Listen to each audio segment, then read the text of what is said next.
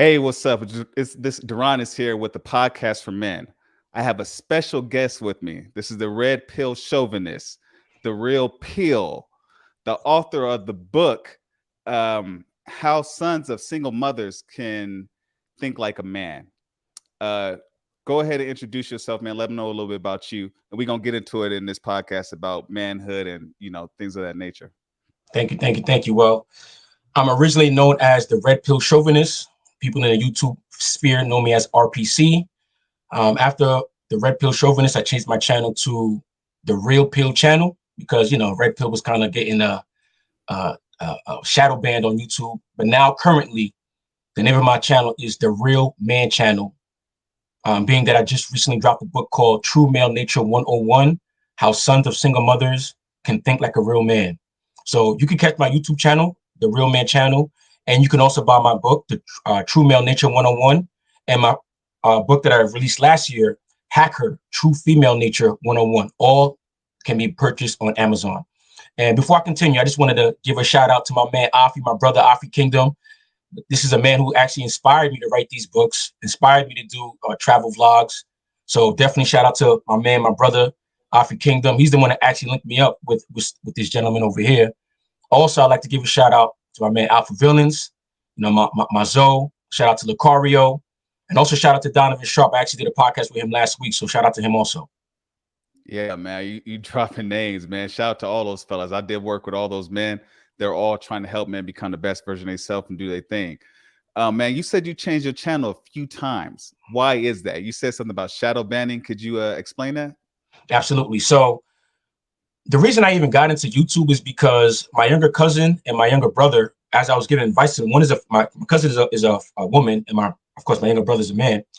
I was both giving them advice, and I'm at least like 10, 11 years older than the two of them. And after giving advice to them, they was like, yo, you need to start a YouTube channel.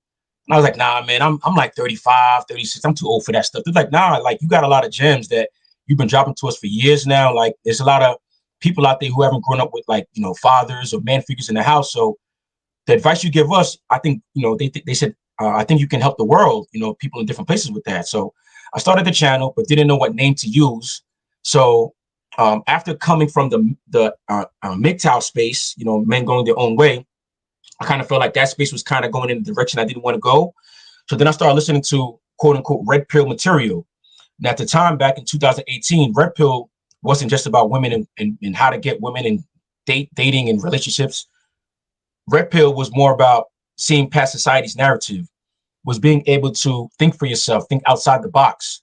But because it has been focused strictly on women nature, dating, and it's almost become or seemed misogynistic to the outsiders, my channel, the Red Pill Chauvinist, when it was named such, was shadow banned. For those who don't know what shadow ban means, it basically means that your channel is not banned per se. It means that people could still come to your channel if they type it into YouTube, but you have to type every single letter for it to pop up. And also, if you're subscribed to my channel, when I come up with a new video, it doesn't notify you that I've come up with a new video. So I had people hitting me in my DMs and in the comments like, hey, yo, I appreciate this video, but hey, man, you haven't dropped a video in like 2 months. What's going on? I'm like, I've been dropping 2 videos a week for the past 2 months. And then they come back and reply to me like, hey, for some reason, like YouTube unsubscribing from your channel, I have to resubscribe myself. So that's an example of being shadow banned. And the reason I believe I was shadow banned is because my name had the term red pill in it and also had the term chauvinist. Side note, a lot of people assume chauvinist is a bad word. Now, I do understand that the word chauvinist does have a negative connotation to it. But if you look at the definition of the word chauvinist, it simply means an excessive supporter. So when I called myself the red pill chauvinist, when red pill meant, seeing past society's narrative, being able to think for yourself, I was an excessive supporter of people or especially men who can think for themselves and think outside the box, which is why I was comfortable calling my channel the Red Pill Chauvinist. But as I stated earlier, as of today, 2022, my channel is now named the Real Man channel because that's what I'm focused on, helping boys become real men. Okay, that's what's up, man. I'm gonna have the reason I asked that is because I'm gonna have to look into it. I have the red pill in my titles as well, and I need to make sure that my channel isn't in trouble in the future. But you said that you were helping out your family members, and they said you need to create a YouTube channel. You say, "Oh man, I'm too old for all that." Honestly, I feel like this space needs men like you. You know, what I'm trying to do is basically get a collection of men that have a positive mindset when it comes to women, relationships, and lifestyle in general. Because you're right. Because this space, the red pill section, has been hijacked by men who are damaged by women, or they're just angry at women. They're unsuccessful with women. And there needs to be more men that has had success, women who've learned and actually worked on these stuff to actually build the life that they want to live. You feel me? So Absolutely. your book, you said that a lot of men don't have father figures. Your book, I noticed that the subtitle is for sons of single mothers. Did you grow up with a single mother? No, absolutely not. You know, thank God, you know, my parents married each other. I was born in wedlock. My parents are still married. They've been married, well, I think nearly 50 years now. I might be like 40 years now. Like I said, they're still married. And what made me specifically focus towards young boys or males who grew up in a single mother home is because I'm from New York. I'm from Long Island, but I went to school at Temple University in Philadelphia. Got myself a biology degree. And after I got my degree, in between graduating and going to med school, I needed to study for the MCATs. And in between time, I had to find a way to make money. So during that time, I started tutoring, in-home tutoring. So prior to this, the group of friends that I have, not all of them grew up in a two-parent home, but if they didn't grow up in a two-parent home, they at least were still in contact or in communication with their father. So I say that to say that a lot of the males in my circle had some type of man or male figure in order to guide them. But when I became a tutor and I started tutoring in home, I started noticing a lot of times when I go to these homes, there was no man in the house. It was mom, sister, maybe grandma, auntie, and you got little Raheem, the only male in the whole house. All right, so boom. I started realizing like some of the traits that these young boys had were somewhat feminine. Now, let me be very clear. When I speak about boys expressing feminine traits, I'm not necessarily talking about sexuality. Let's be clear. I'm not talking about LGBT anything. I'm talking about just certain traits. Maybe the tone of their voice, maybe the way that they walk. You understand? Maybe the way that they handle problems and stress. I started noticing like, wow, like these guys kind of like think like a woman, or they handle like a woman would. Mm-hmm. Then I thought back to my childhood. I'm thinking like, okay, I saw the way my father handles stress in situations. I see the way my father walks. I see the way my father interacts in social situations, whether it be at the grocery store, whether it be at the family reunion, whatever the case may be. And I started realizing like that's where I got a lot of myself from. Like I'm like my father 2.0. So I started thinking like, because I'm a very deep thinker. I'm very intellectual. So I started thinking like, what would my life be if I were like all those times that I observed my pops? Let's say I just took him out that situation. He wasn't there. And I didn't learn that. Like, what would replace that? I said, well, if I'm learning by observing my pops and he's not there, then I would just learn by observing my moms. And I said, there we go. That's why these boys are acting like this, because it's not like their mother's sitting them down and saying, hey, young boy, when a situation happens, this is what you're supposed to scream and you're supposed to yell and you're supposed to, nah. But they see their mother act this way. They see their mother deal with the situation like this. They see their mother talk like this. So that was tutoring. Then I actually was a teacher for a year. I taught math, and math, science, and reading. I want to comment on what you said about you said there's a lot of young men that they're speaking with high-pitched voices, or they're being more feminine. And what I gathered from that is that basically a lot of those young men aren't walking in power.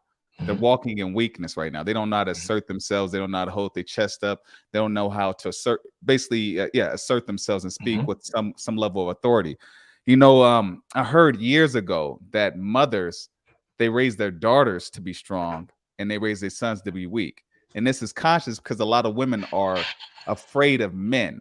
So because they're afraid of men, they try to suppress their son's power as much as they can unconsciously.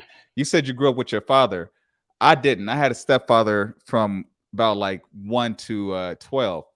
But what I did notice in my adulthood was that as I achieved, I went to college as well. I did the MCAT, the GRE. The MCAT was a trip. It's a hard test, man. All mathematical, yeah, we know all mathematical based. Yes, sir. But I do know once I realized when I was achieving academically, I lost a lot of support from the people from my community, because in my community they embrace female excellence. not male excellence. So I did see that. And I think that a lot of these young men, because they may grow up in environments similar to my own, so they don't learn to basically gather their power or how to carry themselves as a traditional old man. Could you Well, talk about? Go ahead. let me jump Go in real ahead. quick. I want to tap into something you said, because what you set up as far as families, well, not families, because the family is a mother and a father, husband and wife. That's a side note. A lot of women nowadays, a lot of single mothers believe that they're a family just because they have children. But you're absolutely right. That's something I thought of myself. I said, because I see it in my own family. I have a big family. I have a lot of cousins. I have a niece and several nephews. And when I realized is that when it comes to the girls in my family, my niece, my female cousins who are younger than me, majority of them, college graduates, probably have their own home into their careers. Mind you, they're not married. Maybe like 10% of them are married. Maybe another 10% have kids. But majority of them, they got their career. They got that degree.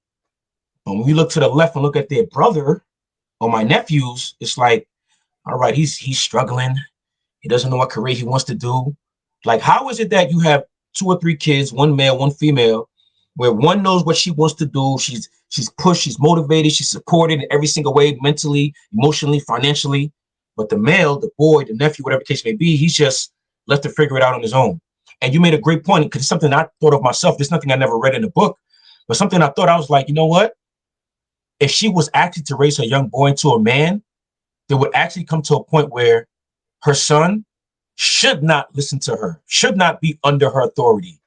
If anything, she should be looking for her instruction. Excuse me. She should be looking for his instruction and his direction. Again, I was raised in a 2-parent home. My parents are still married. And it's something that one of the things that I tell people that they find kind of strange is the fact that I said the relationship that I have with my mother now, me being at 41 and my mother being 79, it's more so she's not my mother, like she's above me, but she's more so like my daughter. You understand? Like, I love, support her, all that stuff, same that she has for me. But instead of me looking up to her for instructions and directions, she's looking up to me for instructions and directions, as she should. I am a man. I am a leader. Even though she still has her husband, my father, she also wants to listen to me. I'm a modern day version of my father. So with that being said, too many, I've even said it before, too many grown males, I say that specifically, not men, too many grown males are still afraid of their mothers. Oh, I don't want to say that my mother might be mad at me. Or I don't want this type, or I don't want to do this because my mother's going to be, and she might ground me or beat me. And I'm like, yo, bro, you're 35. Your mother could still beat you. Yeah, man. Like, yo, that's my mother. And my mother knows better than to put her hands on me. Continue. Go ahead. I know what you're saying. I had this conversation with Alpha Villains a few weeks back, and he went through a similar situation like that where he went to therapy. He worked on himself, and basically he got to know who he was and what was important to him. And he started to assert himself to other members in his family, and it affected the family in some kind of way. Me, I went through a similar situation.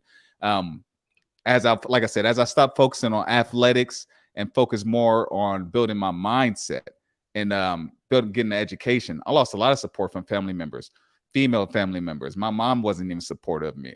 And I had to assert myself and rebel and basically create that division. You have to be willing. You have to be just like you are within your romantic relationships and even in your friendships. You have to be willing to walk away from a bad situation to get the respect that you want.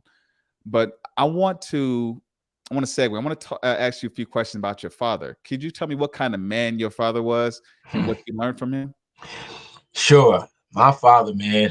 Anybody who knows my father knows why I had to laugh and do that little giggle or laugh or chuckle before speaking about my father. All right, my father's the life of the party.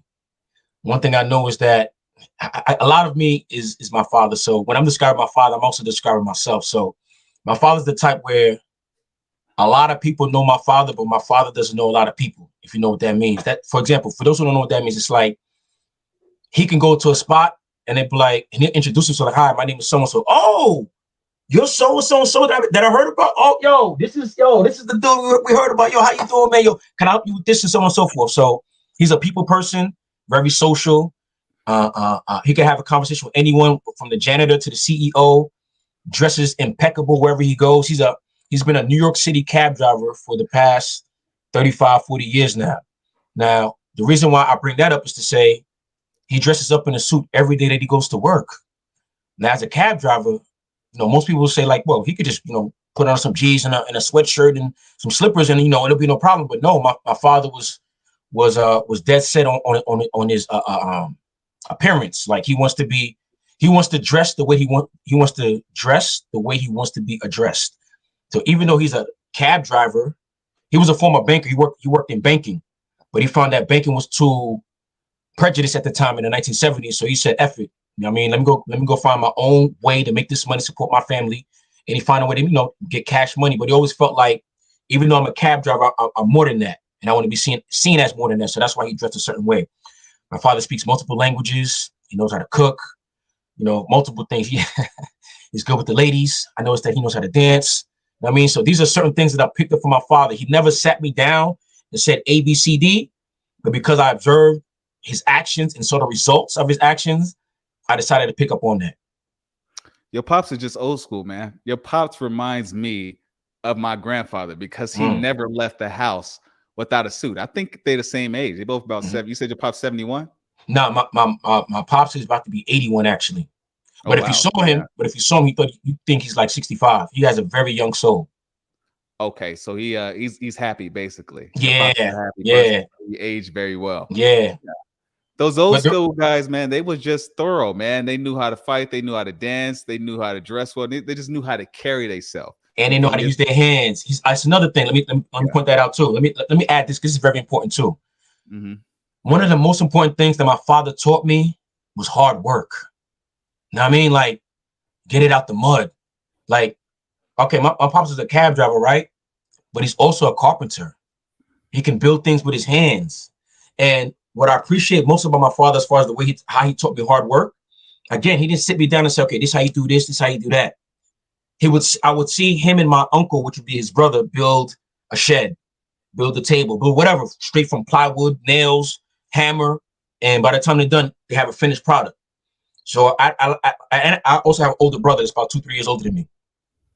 So there were days before my father went to work, especially during summer vacation, he would knock on the door.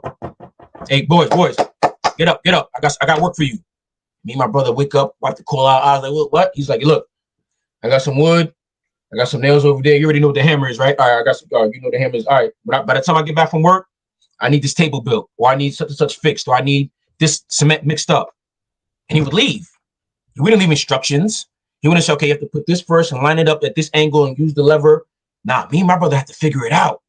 And he's the type, like, his type of criticism is like when he come back from work and see our finished product, he'll just look at it and be like,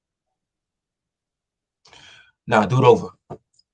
He wouldn't say, no, you messed up here. You got to do this over again. Nah, do it over. So now me and my brother got to look at each other like, what part is wrong, though? Like, hold on. and in doing that, what does that do? That allows our brains to start working.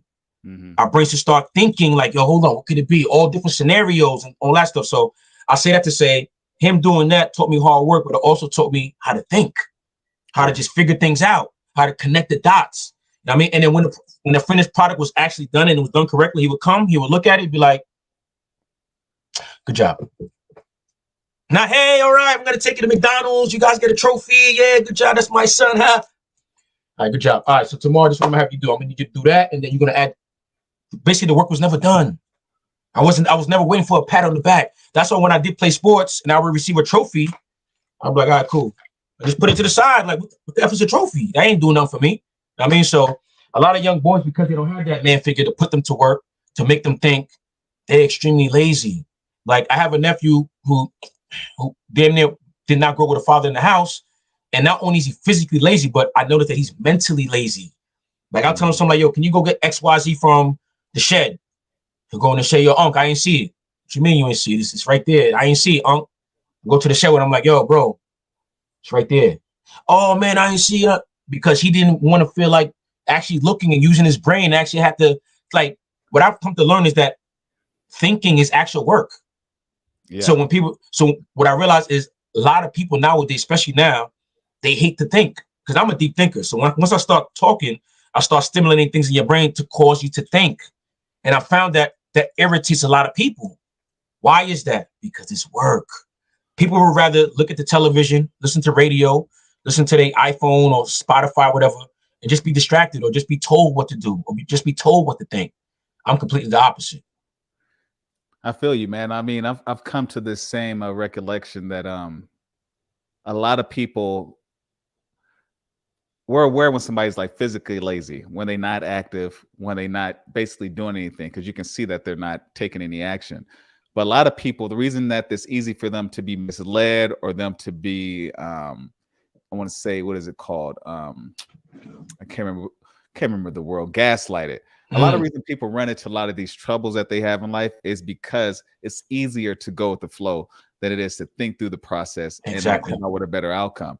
And that's honestly, that's the root of a lot of evil. When you come to prejudice or you come to racism or any kind of hatred. Even you see, we're in the as a man by default, you're in the manosphere, you're in the red pill space, and because of that, a lot of the men that come here, they're not really trying to get the work. They're just trying to see, okay, this happened to me. Let me see what happened. Why? Screw women. Okay, that's the reason. That's the excuse. Women ain't shit.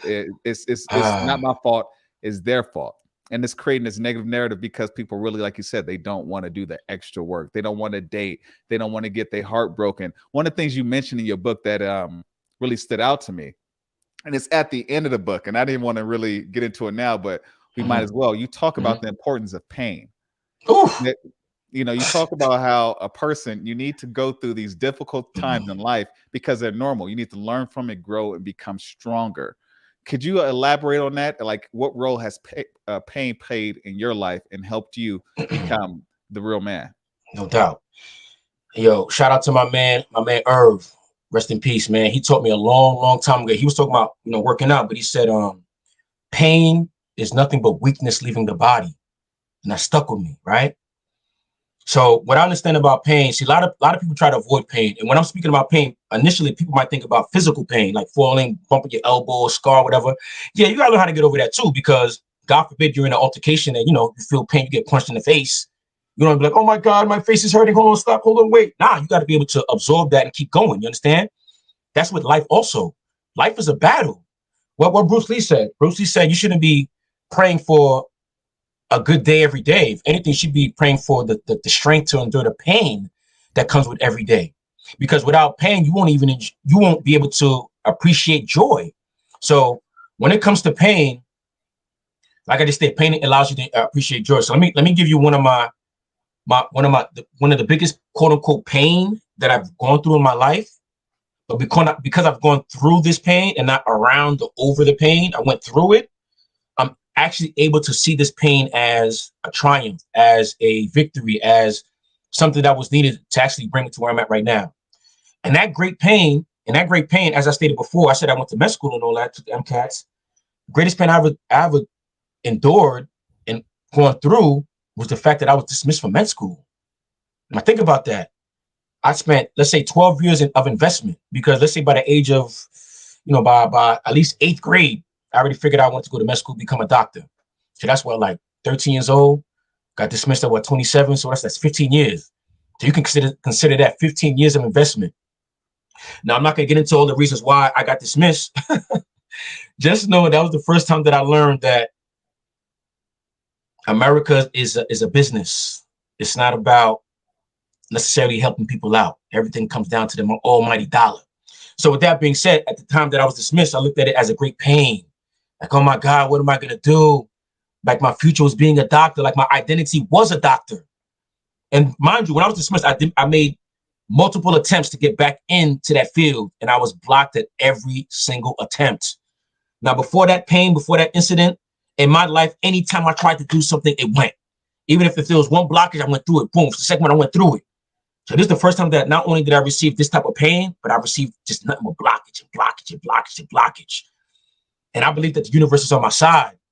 So I started to think, I had to refocus and start thinking like, hold on, maybe it's not my purpose to be a doctor, because to be honest, when I was all up in it, being a med student, going to clinical rotations, I remember thinking how overwhelming it is. Like, wow, if it's overwhelming now, I still got another 3 years of residency. And then I got to get my feet wet once I'm, get into my practice. Like, yo, when am I going to have a life? Am I going to have a social life? Like, all right, so let's say I make 150,000, 200,000 a year, but I can't have a social life. Do I want that? So I say all that to say, after med school and going through these thought processes that I just told you about, and redefining myself. I found out who I truly was, because that person who thought of himself as a doctor, his friends and family call him Dr. So-and-so, Dr. C. That person was dead. So now that he's dead, what you gonna do? You gonna stay dead, or you gonna resurrect like Christ? Because even in my book, I said, to know thyself is to know your God. It was that incident, it was that situation that made me realize that Christ is in me. Now, I'm not a religious person. I'm more spiritual. But I say that to say I realized that there's something in me that's bigger than what I even thought. I was reborn. Yeah. 1000%. Yeah, so I was reborn. And from there, I started realizing the person I'm about to rebuild, I'm not rebuilding it off anyone else's perception, of anyone else's thought of how I should be, how I should move, how I should dress, how I should talk. None of that. Because before, as a professional, okay, well, as a doctor, well, I really shouldn't talk a certain way. I can only dress this way. Never put a do-rag on because that'd be unprofessional. I said, nah, I want to be comfortable in my own skin because I'm not disrespectful. Anything I do is with respect. So even though I'm not dressing in a suit all day, every day, I can still dress classy. So that's what I realized. I said, I'm going to rebuild myself. Even though I'm not a doctor, even though I'm starting from scratch, I'd rather start all over, because I realized, I had people in my ear and people in my corner when I was on that path towards becoming a surgeon, because they figured, well, if he becomes a surgeon, he's going to make money. He's going to have access. He's got da-da-da. So I got to stay close to him. But once I got dismissed, it's like the Verizon, like, yo, hello, you there? I look back and there's nobody there. Crickets. So that also allowed me to create a new tribe. It created space for new lifelong friends to enter. As for example, Afi. Like before Afi, I thought to myself, I have my circle of friends. We fell out. I got one that's left. I just ride the rest of my life with this dude. I don't need no new friends. And then, chopped it up with Afi. Now, side note, first time I seen Afi on Lucario's channel, before I even knew him, before I even knew Lucario, I remember seeing Afi. I remember listening to him and watching. I was like just sitting back, and I remember just thinking like, yo, that's a cool cat right there, man. Like, yo, if me and him don't hold back. Afi don't hold back who he is, man. So watch. I'm watching him. And I'm like, yo, this. I'm looking like, yo, this the first dude that, like, he's not like me, but he reminds me of me if I lived on the West Coast. I'm like, yo, that's crazy. So I think I commented something on this channel or under that video. But long story short, Afi, hit me up. He was like, yo, appreciate you. This, that, and third. He's like, yo, look, you got a YouTube channel. I'm about to spam it. I didn't even know what spam meant. He's like, I'm about to spam your channel. I'm like, all right, cool. And I saw him just commenting on the like whole bunch of videos. And I'm like, yo, this dude's actually watching my videos. And long story short, we started chopping it up. And come to find out, Afi is the way he is on YouTube. It's the way he is in real life, man. Yeah. He's a real cool cat, down to earth, straightforward, straight shooter, and I can appreciate somebody who's loyal, who's upfront, who can give you constructive criticism, and who can also inspire you. You know what I mean? So it was from my experience with him that made me realize, like, okay, life is bigger than what you thought it was. Yeah, it's like I've lived different lives. So yeah, in the beginning, maybe I needed that circle of friends for that time. They fell off, whatever the case may be. Not even on nothing negative. It's not like we got into a fight or argument. No, I ain't talking to you no more. But life has put us in different directions, and I've had new people come in. Let me also say this too, because I said this in a YouTube video before. I call it wrinkles in your brain, or just levels of intelligence. You'll come to find out that you grew up with a circle of friends, and like I stated, those circle of friends are good for that period of time. Mm-hmm. Now, for me, for example, I started traveling. Let's say 2016, so let's even before that, 2013. So 9 years now. So I've been traveling foreign for 9 years now, and not all of my friends have been doing the same thing. So as far as wrinkles in your brain, let's say when you and your friends are hanging out together, you're shooting the shit often. Let's say you got 5 similar wrinkles in your brain, right? But you traveled to Cuba one time for a week. All right, from that travel, you got 2 extra wrinkles in your brain. So you got 7. They got 5. You know what I mean? So that's still kind of close. You know what I mean? You have a little bit extra and you could think a little deeper than they can, but y'all still kind of close. You know what I mean? 7, 5, relatively kind of close. But then you go to Colombia, and then you go to Costa Rica. And not only you go to Costa Rica, you do like an adventure trip where you go down, you rappel down a waterfall, you zip line across the jungle, you horse ride on an actual horse through river water and all that. You come back to your circle of friends like, before it was 7-5, now it's 10-5. Now you still conversing with your friends, but they don't feel the same. They still talking about the Lakers game. They talking about, yo, I think we're gonna have like 3 feet of snow tomorrow, man. That's crazy. And you're talking about, yo, man, you're going on that waterfall. It was death defying, man. But I was able to get over that fear and go down the waterfall. And by the time I was done, I was like, yo, I want to do that again. Matter of fact, what other places can I? What other adventures can I? What other people can I? And they're still stuck on, yo, is Lil Baby coming out with a new album? And you're like, Lil Baby. You'd be like, yo, have you heard of Bad Bunny? Yeah, matter of fact, yo, I don't even listen to that English stuff no more. I'm on some Spanish stuff. 3 months later, you come back to your friends like, yo, hola, ¿cómo está?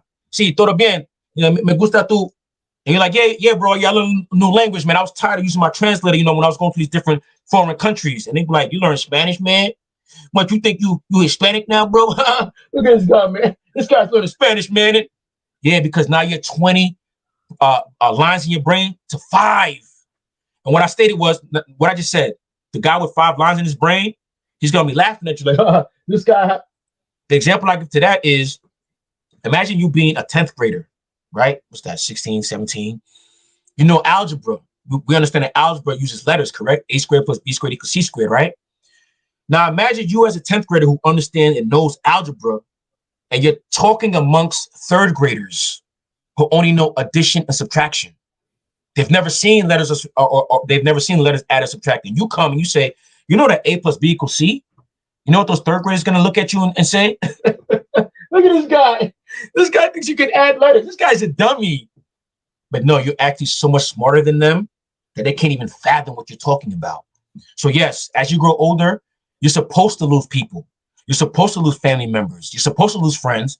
And you're supposed to gain new family and new friends. And you might say, well, RPC, how can you gain new family? Well, there's a big difference between family and relatives. Relatives is your blood. Family is the people that you name, the people that you put around you as your family, aka your tribe. Your family, aka your tribe, are the people that actually inspire you and actually make you a better person. They're actually comfortable telling you constructive criticism, man. Man, you said a lot of stuff just now, man. I'm gonna go ahead and unwrap it. So basically what I got from you was evolution. As you're evolving, you're becoming a better version of yourself. It's only natural that your relationships are going to change. Your family relationships, your friendships, and your romantic relationships. Honestly, to really see things the way that you see them, you have to come with a level of maturity. Because I know that when I had the same experiences where I was losing friends that I grew up with, I was flying out of Utah back to Cali to visit friends in jail, visit friends in prison. And I'm thinking like, okay, these are my boys. I've been knowing them since I was 5. You know what I'm saying? That we always going to be tight. And then when they get out and they start comparing themselves to you, like, oh man, you wear polos now? Oh man, you got dress shoes now, man. Oh, you talk different. You know what I'm saying? And I'm still the same person. I feel like I'm the same person. I just have more layers to me now. You know what I'm saying? I've had, like you said, more experiences. So because of those experiences, you feel like, okay, I'm gonna put my boy on game. I'm gonna let my boy know what's going on and maybe he'll be interested in it. But really what it is they start comparing themselves to you because they have a certain way of thinking, a certain belief system, and you have a certain belief system. And you're not aware that in life, that is how the process goes. As you learn, your I'm gonna say your belief system changes as you grow, you learn, you pick up, you meet new people, and then you're supposed to migrate into something new. Let me tap in that real quick. Go ahead. What you just said, something important I need to say is, you said something that's very important. Experience.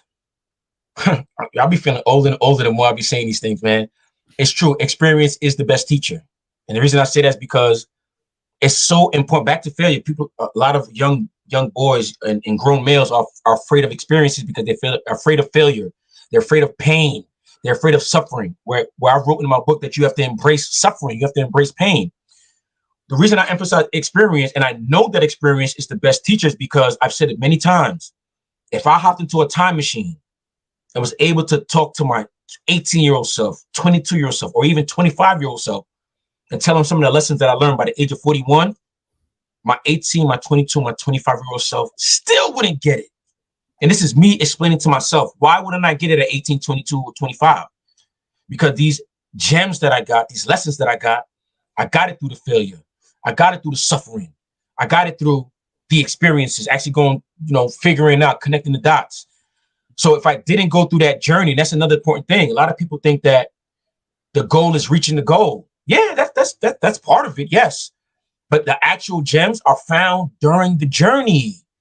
I can't tell you, I should say that's the reason why experience is so important, because it's through the experiences that you pick up the gems, you learn the lessons, and once you reach the goal, or the AKA mountaintop, listen to this one.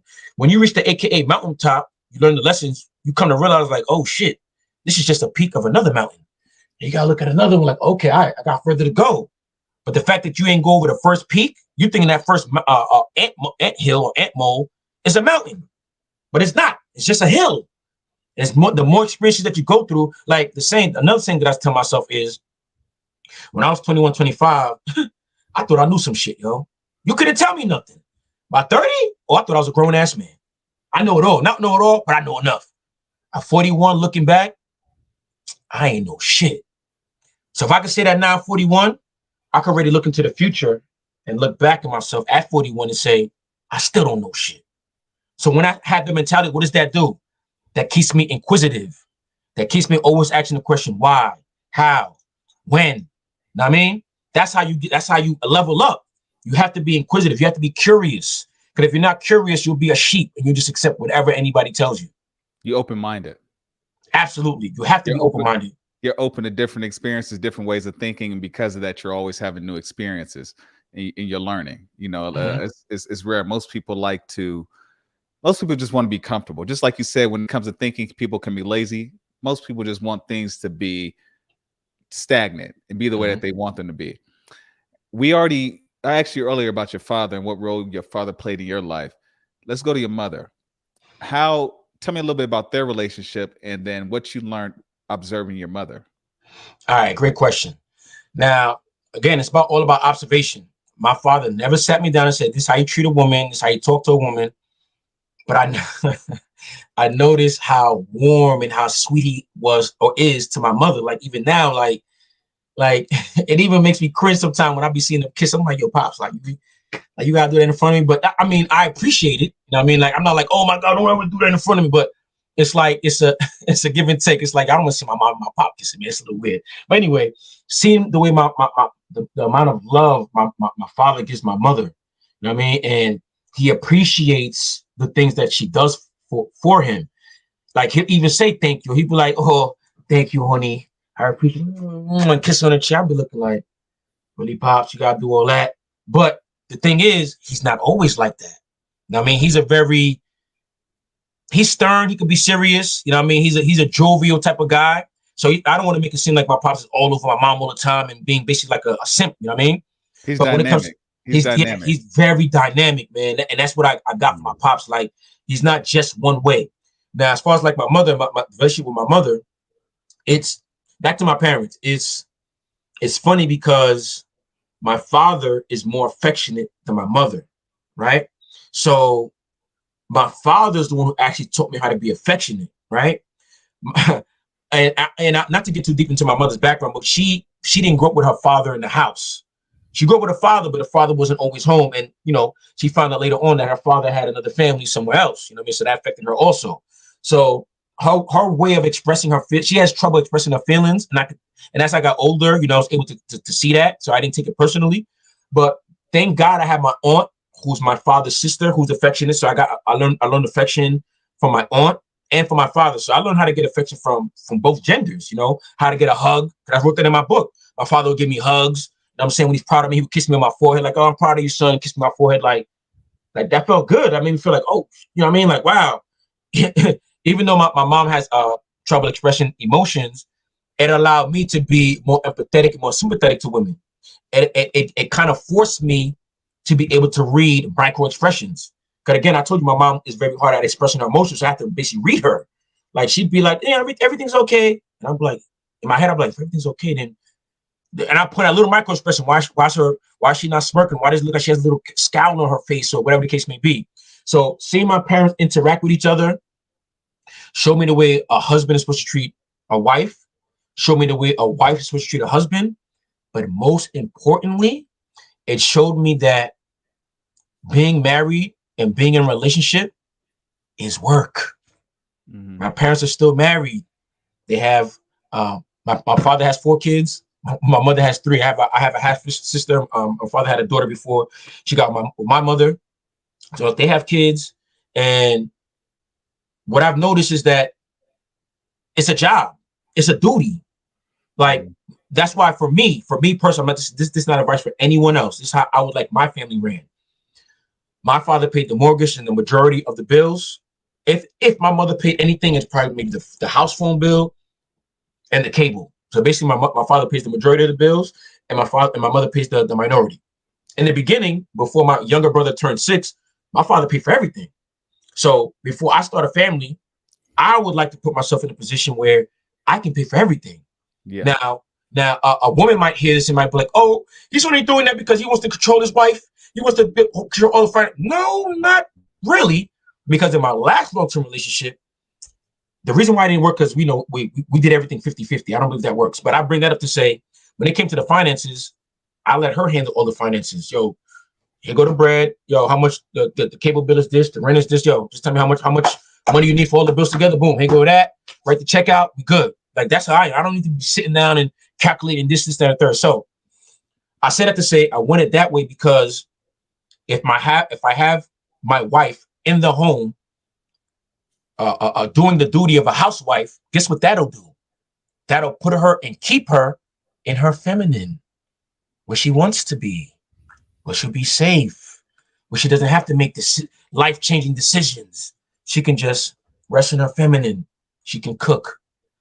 Side note, I'm not speaking of, I want to speak on, I don't think I've heard anyone say this. I want to speak on the importance of the cook of the family, which is normally the woman. It should be the woman, in my opinion, because the guy normally goes out into the world to fight lions, tigers, and bears.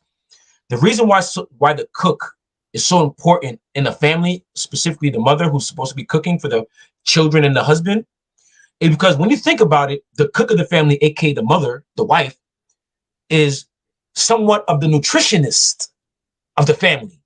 What I mean by that, if the mother's cooking fried this, fried that, oily this, oily that, carb, carb, carb, carb, carb, no greens, no fruits, no vegetables, then her kids and her husband have a higher chance of high cholesterol, high blood pressure, which leads to diabetes, heart disease, so on and so forth. But if you have the cook, aka the nutritionist, aka the mother, the wife, cooking healthy, steamed vegetables, some grilled salmon with some garlic mashed potatoes. You know what I mean? Now her husband is not walking around with a big belly. Now when the husband finished eating, he's not on the couch, lazy, not able to do anything afterwards. You understand? The cook, aka the wife, aka the mom, could be the difference between her husband living to 60 or living to 95. So when women talk about, well, I gotta cook, you cook. I don't see what I gotta cook for. What's the big deal? The big deal is because you are the nutritionist of the family. You determine what your family puts in their body. So fellas, if you're looking for a wife, a maid to take care of yourself in your home with the kids in it, one of the main questions I ask a woman is, hey, what's your favorite dish to cook? And they're like, well, I gotta cook for you. You're a grown man. My response is because when I have my kids, I don't want my kids being grown up and being fed by McDonald's, Burger King, or Wendy's, or anything like that. So that's why the cook and nutritionist is very important.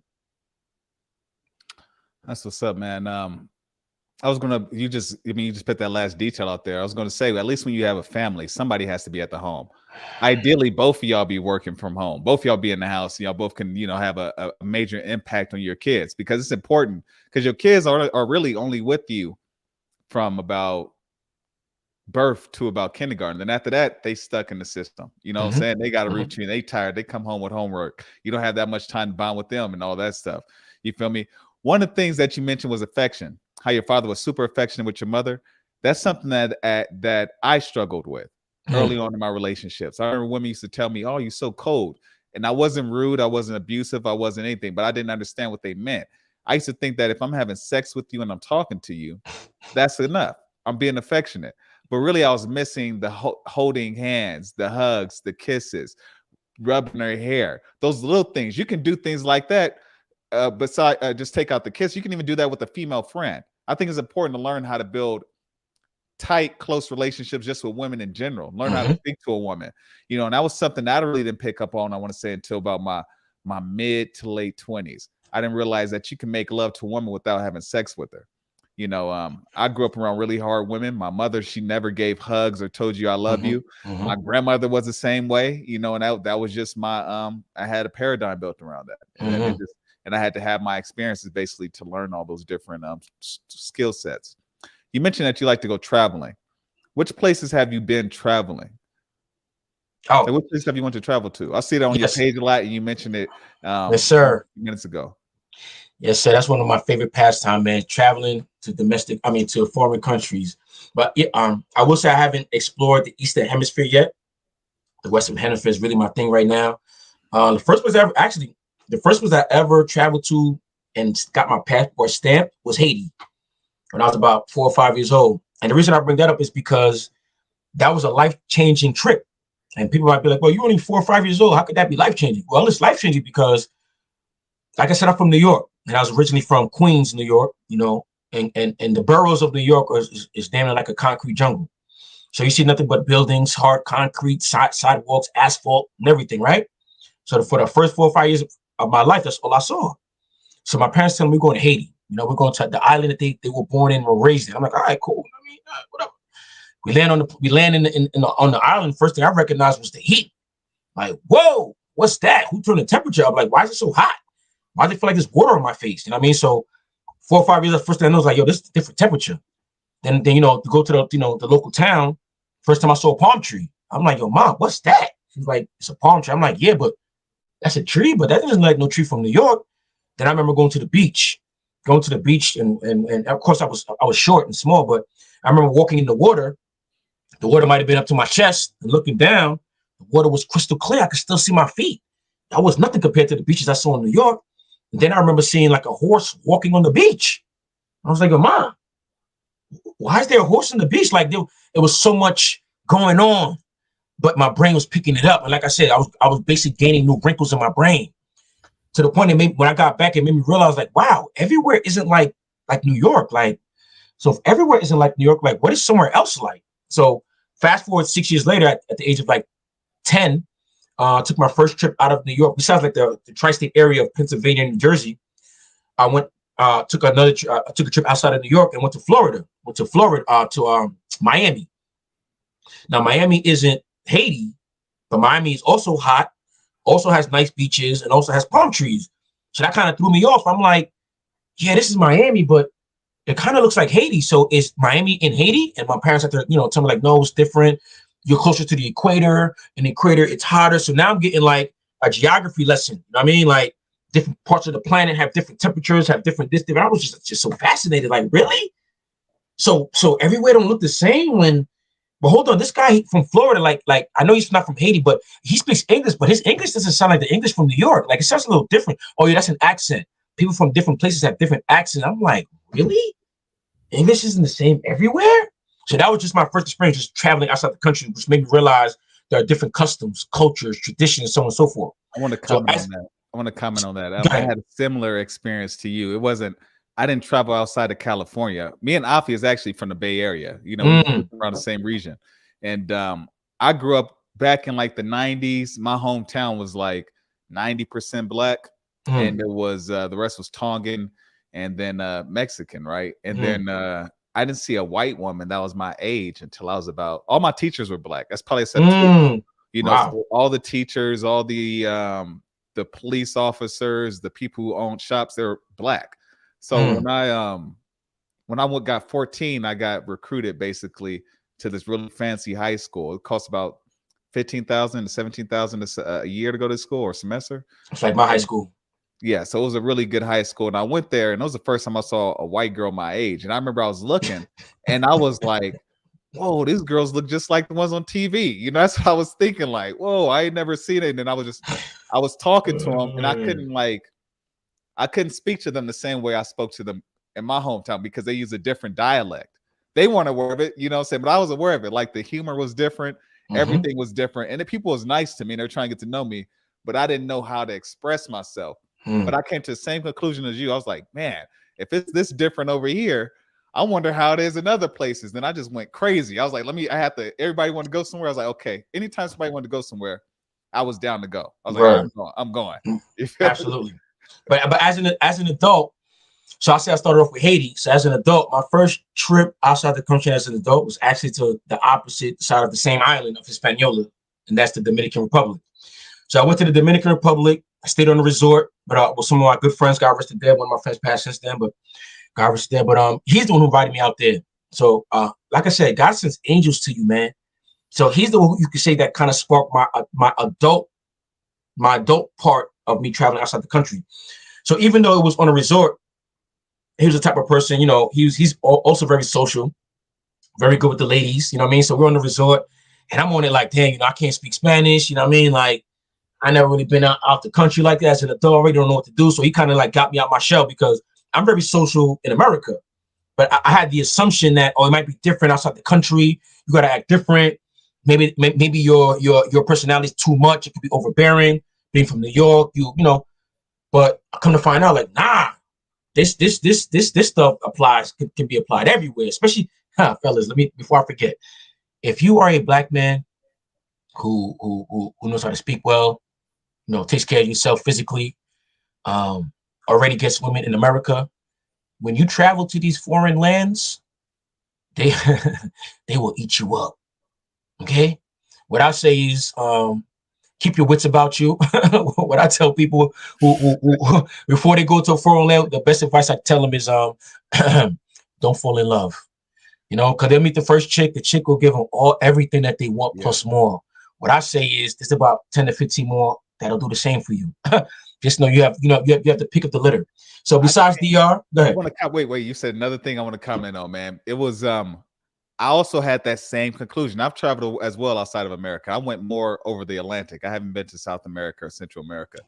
But here I've dated a few women that were foreign, and I befriended people who are foreign. So that's why I traveled overseas just to visit some friends. But what I wasn't aware of that is that how loved African American men are, the culture, the swag. When you go overseas, man, people treat you like you the guy. You number one. And I wasn't. You could tell anybody that here that haven't had that experience, and they will not believe you. They'll get caught up in that. Oh, you know, women are looking for a white dude, or black people are like this or like that. It's a lie. It's a lie. Even in America, you can get a lot of play. I mean, honestly, I get play. You can get a lot of play in America, but overseas is a whole nother level. And the women are more. I don't want to say the women are better, but they're more mature. Yes. Things proceed way faster with a foreign woman than it does an American woman. It's because our culture is more just immature. We have a more immature game plan, goofy like culture. That's why people get a lot of these headaches. But let me give you the example that I give most people when they don't understand, like, oh, well, no, they just want white guys, or they just want you for your money.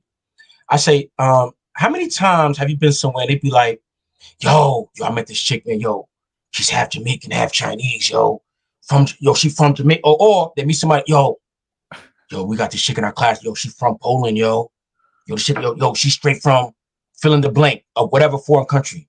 And just because she's from a foreign country, dudes will say what? Oh, yo, she's exotic, yo. You seen that exotic chick? Yo, she's from China. She's from Costa Rica. She's from Cuba. So you're open because she's from a different country. She's not from here. She's different. She's almost like fresh meat. You know what I mean? Fellas, that's you in another country. The women be like, hey, you see that guy over there? Yeah, you see that guy? Yo, he's straight from America. Or because they know a little bit of America, they be like, yo, you see that guy? Yo, he's from America. But not only he's from America, yo, he's from the Bay. Yo, not only is he from America, yo, he's from New York. So fellas, you got to understand, these chicks too, they also want to go back to their group friends like, yo, yeah, I was with some guy from California. You was with who? You was with Javier from the next town over? I met this guy from New York, this black American guy from New York.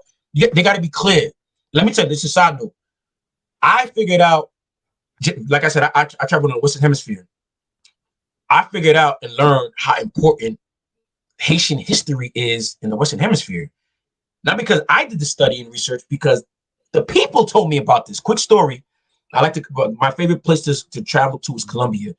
Sir, you need to travel to Colombia whenever you get the chance. More specifically, between Medellin Cartagena, and Santa Marta, right? Anyway, so I'm talking to I have a couple friends out there, a couple Colombian friends out there. So I'm talking to them and I'm letting them know. They're like, yeah, you know, you from your parents from Haiti. I'm like, yeah, my parents from Haiti. They was like, thank you. I was like, thank you. Thank you for what? I was like, what? For the slave revolution in America? They're like, yeah, but you know, Haiti helped Haiti also helped in the slave revolution in Colombia. I'm like, for real? And it broke down some of the history. And they're like, yeah, don't you look at our flag? They're like, yeah, the Haitian flag is in the Colombian flag. And anybody who looks at the Colombian flag, you see the yellow and you see the red and blue under. That red and blue is in memory of, or in like a shout out to the Haitians that helped them out. Mind blown. Now think about that. If these Colombians know this history about Haitians, and then I go to Colombia and tell these Colombian women that not only am I from America, not only am I from New York, but I also have Haitian blood. Yo, y'all figure out the rest, man. Like like I told Afi, man. I walk around some of these countries like I'm a bad bitch. You know, about pretty privilege and all that. Listen, when you got a lot of options, when you could like, it's like shooting fish in a barrel, man. Like it'll, but like I said, you also still got to remain humble.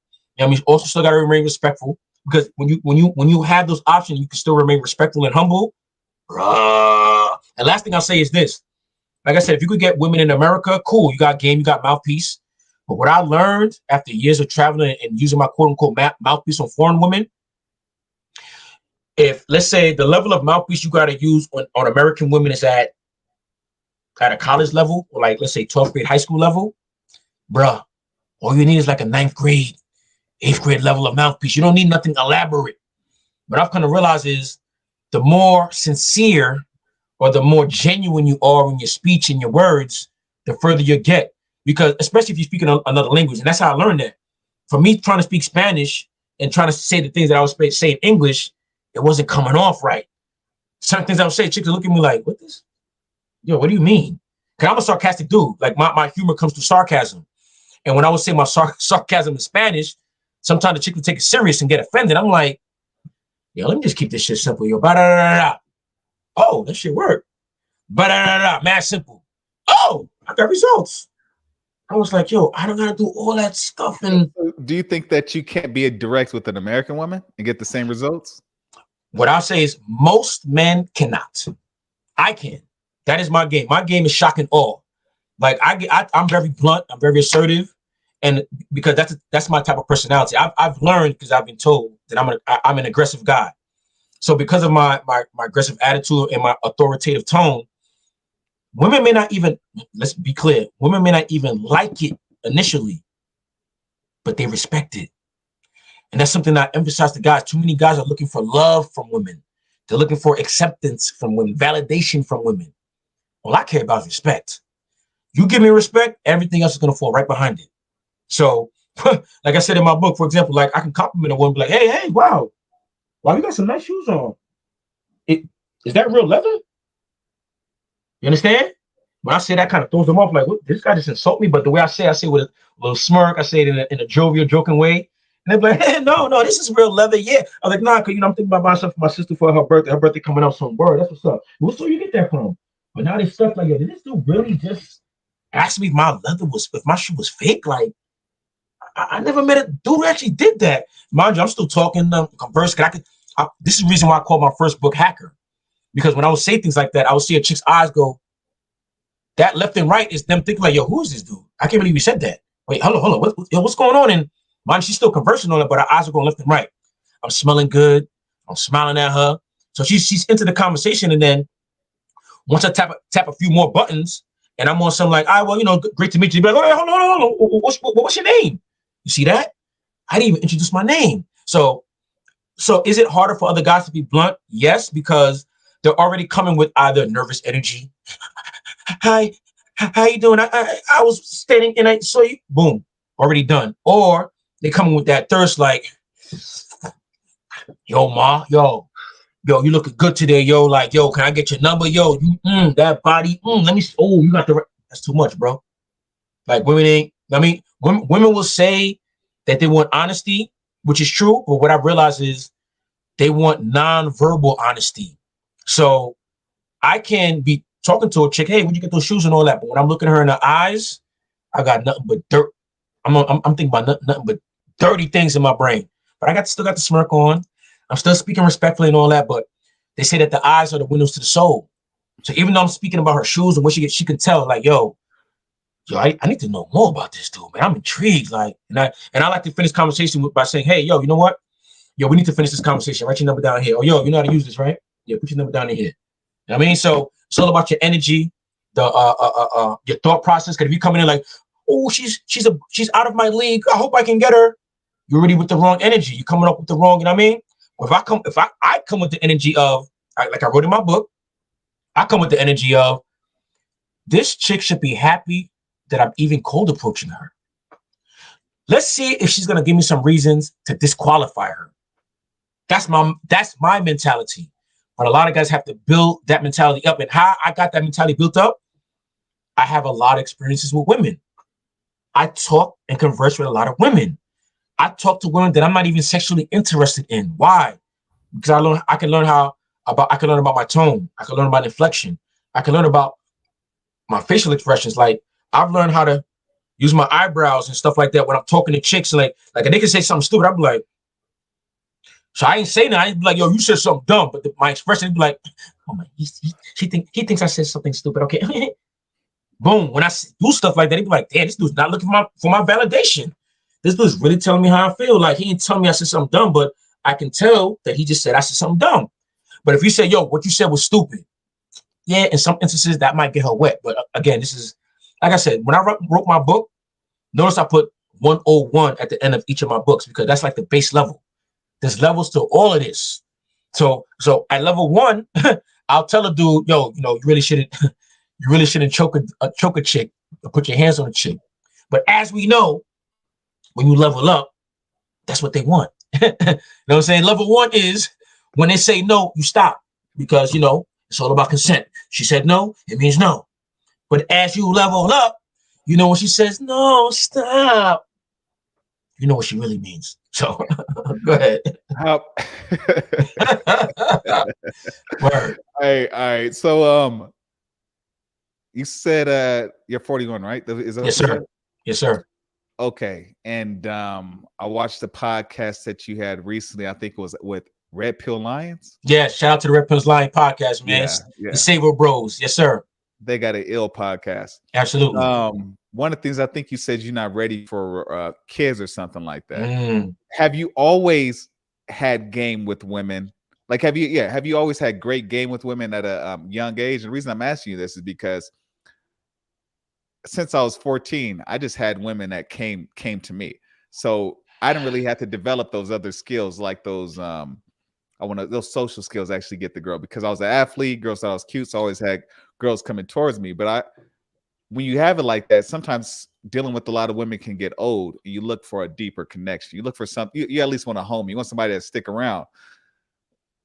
Did you, when you first started dealing with women, did you struggle at the beginning, and now you're at a point where you just want to have fun, or have you just been having fun forever? Like, where are you at when it comes to dealing with women? When it comes to dealing with women, see, first of all, God has blessed me with, like I said, I have a big family. And in this big family, I have a lot of women in my family, right? So growing up, I had a lot of female cousins. So I'm used to going to the parties and just being around women, girls, I should say. And sometimes my cousins' friends, their girlfriends would come over to these parties, whatever the case may be.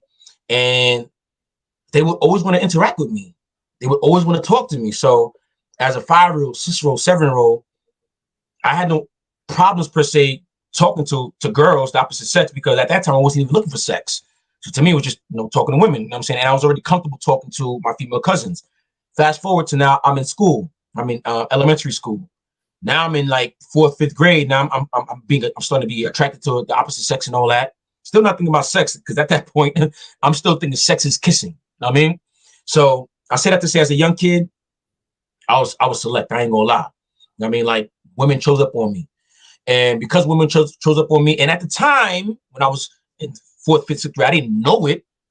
Looking back now, because even then, when I was in high school, the chicks that I knew in elementary and middle school, when they would see me in high school, they would be like, I really liked you in 6th grade. You was on the He Can Get It list and da da da. And I used to be like, well, if you like me, why didn't you tell me?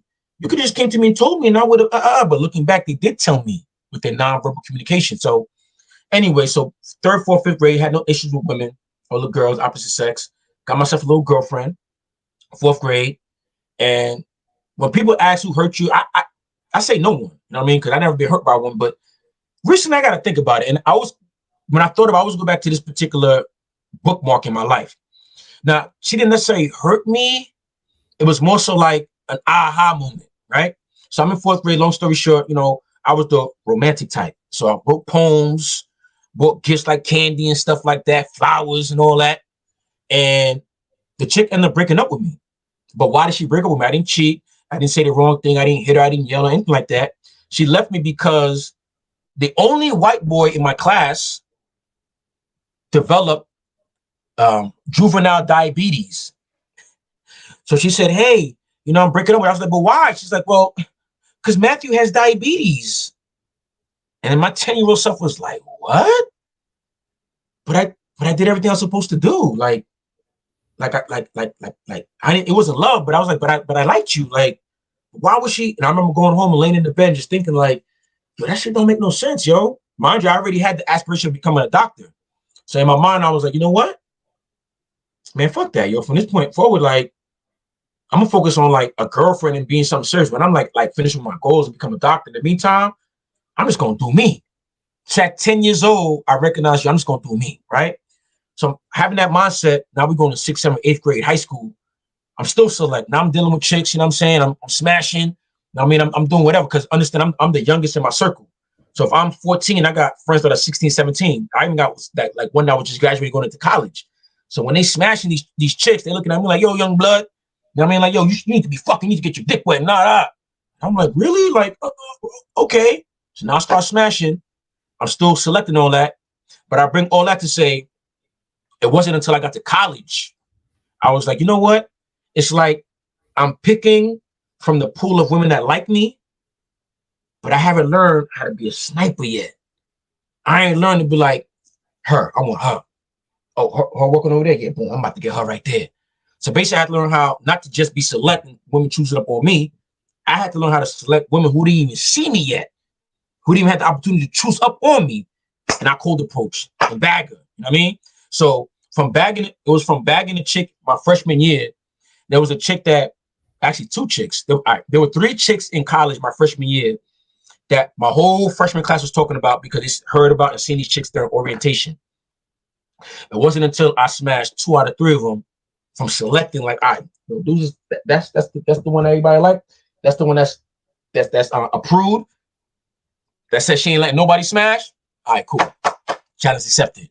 So once I was able to select and do what I does, actually one of them, one out of the 3 that I smashed 2 out of the 3. One of those 2 ended up being my long-term relationship. You know what I mean? So after having that, what can I call it? Let's call it like a man accomplishment. Like, oh shit, I was able to smash a chick I actually wanted to smash. You know what I'm saying? Like I actually went out, saw my prey, hunted, and got the kill. Changed my life. Because it made me realize like not only am I select, but I'm actually able to get what I want also. So that's why I emphasize to do is like, if you're having trouble getting women here in America now, especially now, yo, bro, don't go out the country, man. Yo, if you go out the country, don't fall in love. Do what you do. You know what I mean? Like, I'm not a penis patrol. I don't watch nobody's pocket. I don't watch nobody's penis. You know what I'm saying? Do what you do, but just don't fall in love. Don't be going out there looking like, oh, I'm looking for a wife, and I mean, I'm trying to bring her back here. Let me say one last thing about these chicks, these foreign chicks, and me specifically. I do not advise anybody to bring any of these chicks back. First of all, out of all the women that I've dealt with in the past 8 years out the country, literally only one has ever spoken to me about green card and coming over to this country. What a lot of guys don't know, especially now, today, 2022, a lot of these women don't want to come here. They are comfortable with being where they're at. Second thing is the ones who do want to come here, they don't want to do shit. Mm-hmm. They want to come in and live the lap luxury.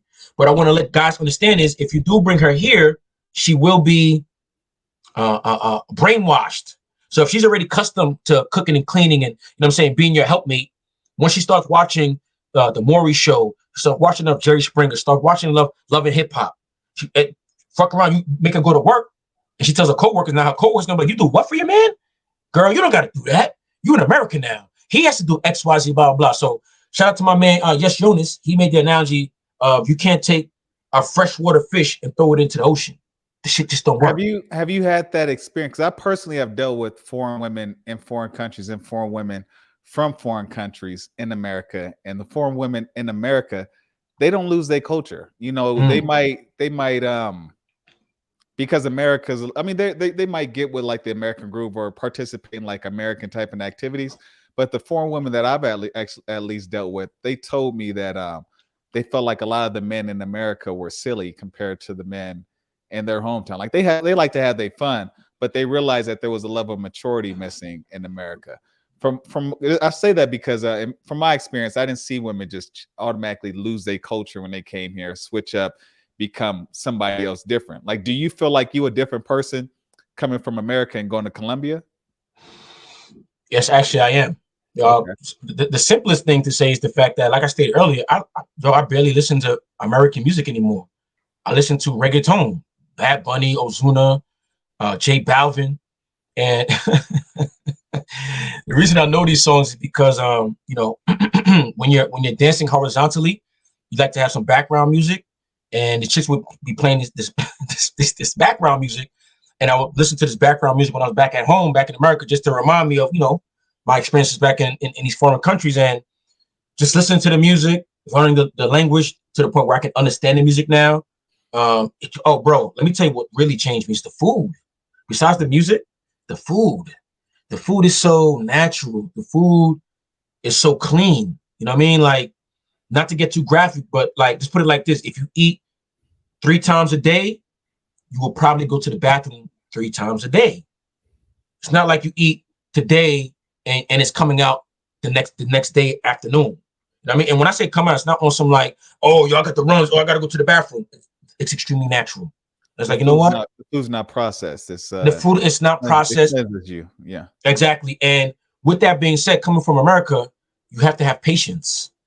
Because when I first started traveling, going to these restaurants where they have gourmet meals, where they're cooking it from scratch, I'm over here like, yo, it's been like 30 minutes, yo, where my food at? Like, what's up, man? Damn, like, I'm in New York, everything quick. But then when I would get the food in, I would taste that the love was put into it.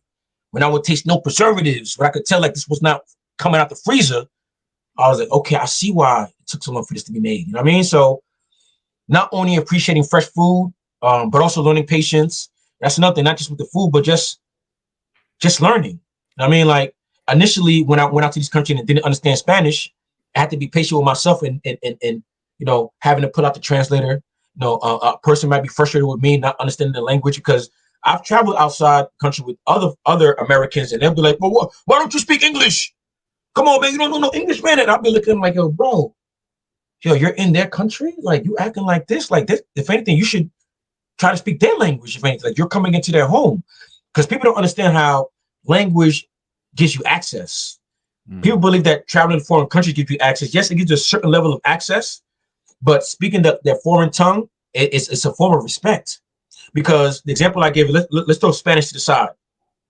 Let's say you know how to speak Mandarin. You've never been to China. You've never even been to the Eastern Hemisphere. But you go into an Asian restaurant and you start speaking Mandarin to the cook or the reception desk or whatever the case may be. They're going to look at you like, yo, who are you? Yo, when'd you go to China? You be like, I ain't never been to China. They're going to be like, but hold on, but you speak Mandarin. You're like, yeah, you know, I decided to, you know, study the language. They're going to be like, what? You know Mandarin? You never been to yo. They're gonna call it famous. Yo, you do that again. You're gonna be like not a gimmick, but you're gonna be a novelty. Yo, say that again. And once you show them that you can speak their native tongue, you have access to, okay, yo, I want you to try this. Hold on, we got this new dish. Hey, no, on the house.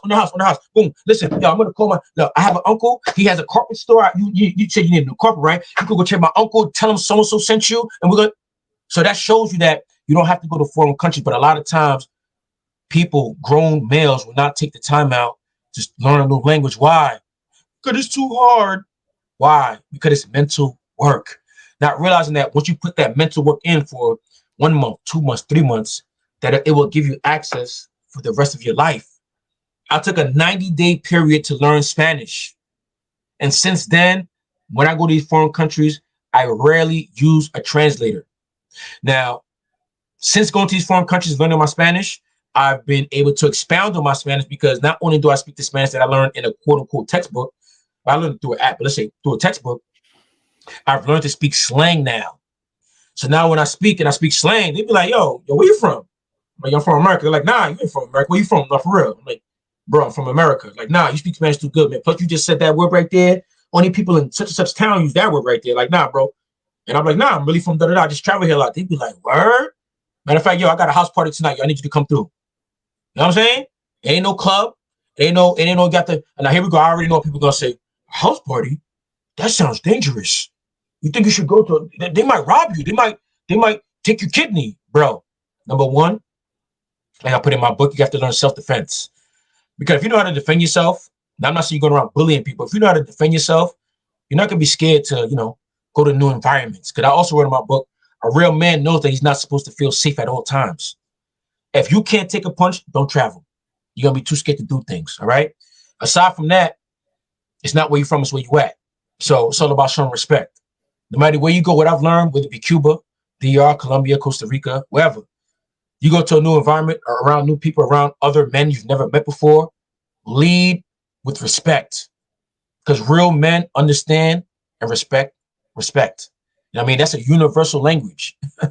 So dudes who come out there, go to a new spot, all scared, like holding their wallet, like, yo, hold on, yo, yeah, that's cool, yeah, I'm cool, man. But you holding on to your pockets, that's disrespect. Right. Respect is a universal language. Everybody know what that is.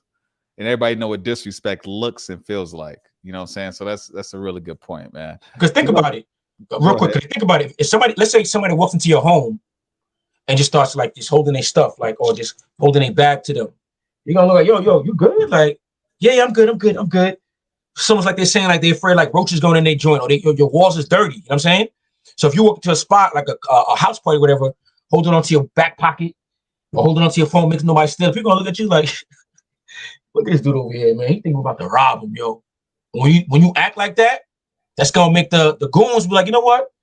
Hey, maybe we should rob this motherfucker, yo. Like, he come up here think we're gonna rob. Matter of fact, yo, let's give him what he asking for. But if you go in there like, hey, yo, what's up? ¿Cómo está? ¿Qué tal? Yo, ¿cómo está? Sí, todo bien, sí. Me gusta tu lugar. Hey, I like your place, man. Yo, it's real nice, man. That's what's up. Yo, is that Bad Bunny playing?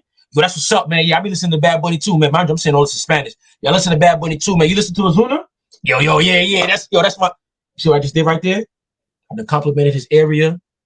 You know what I mean? I said, I appreciate him for, allowing me into his spot. I connected with him with the music.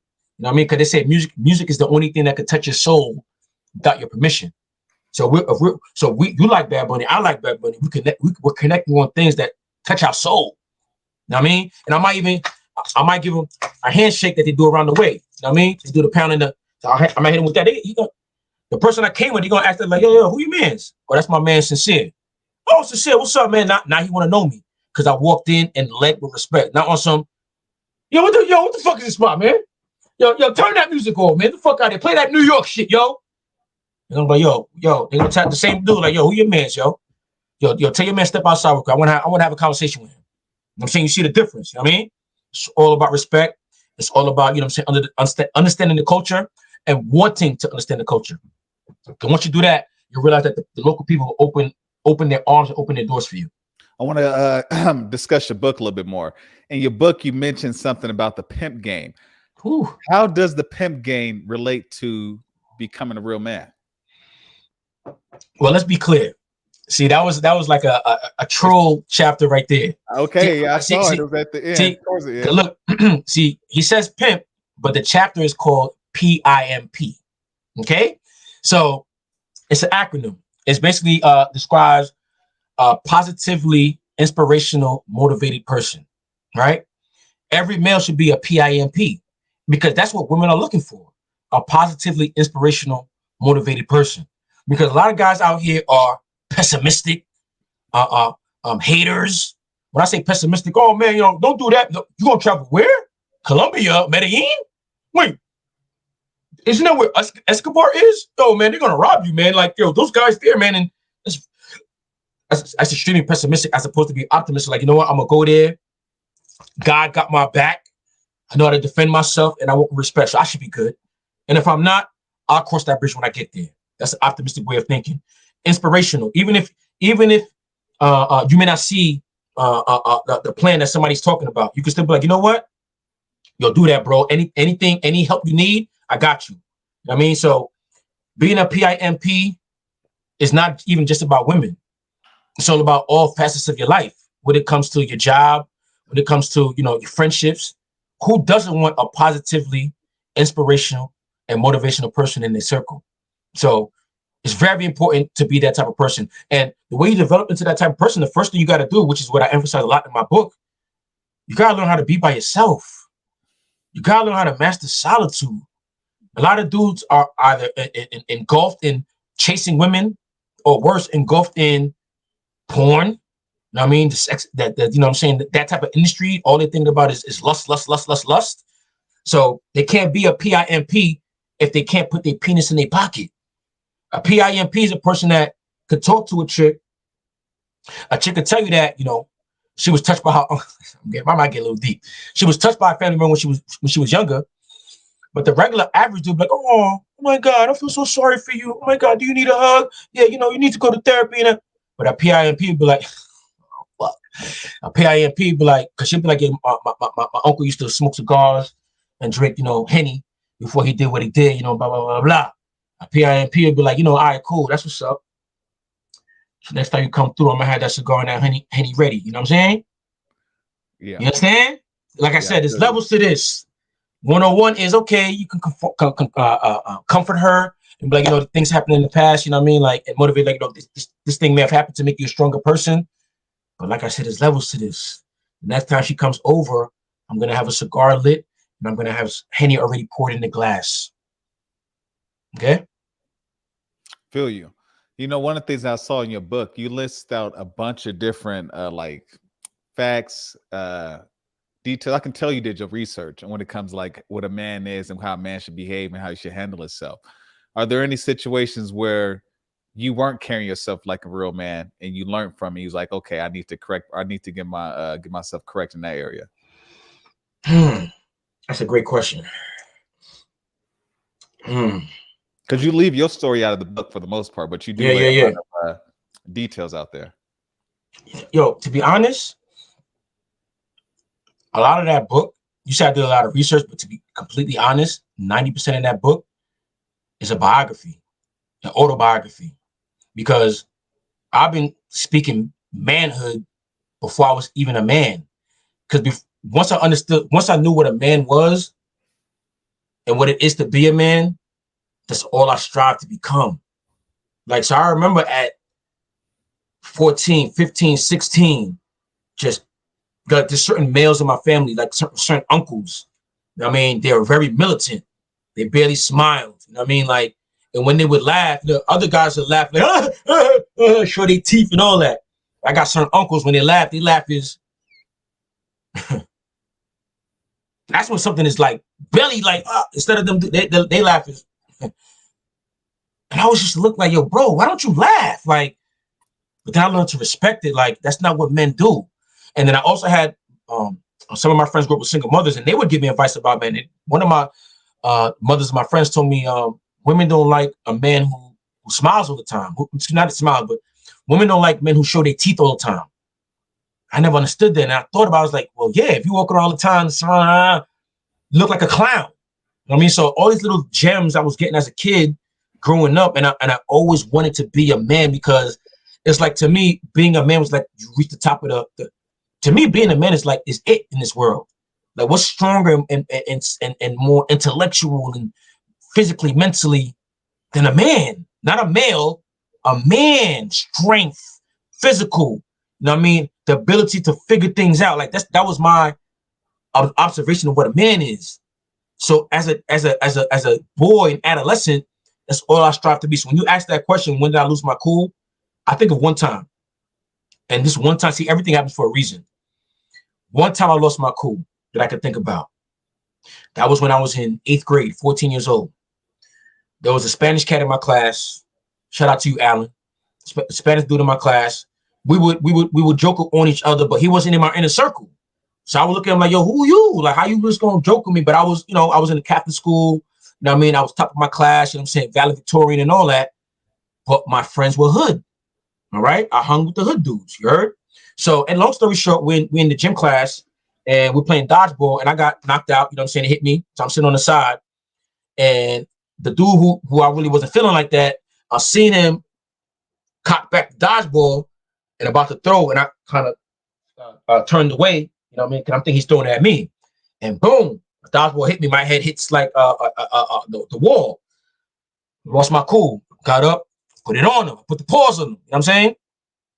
Come to find out afterwards, my classmates came in and was like, yo, it wasn't even him that threw the ball. It was so-and-so that threw it. And it was a chick. I was like, oh, shit.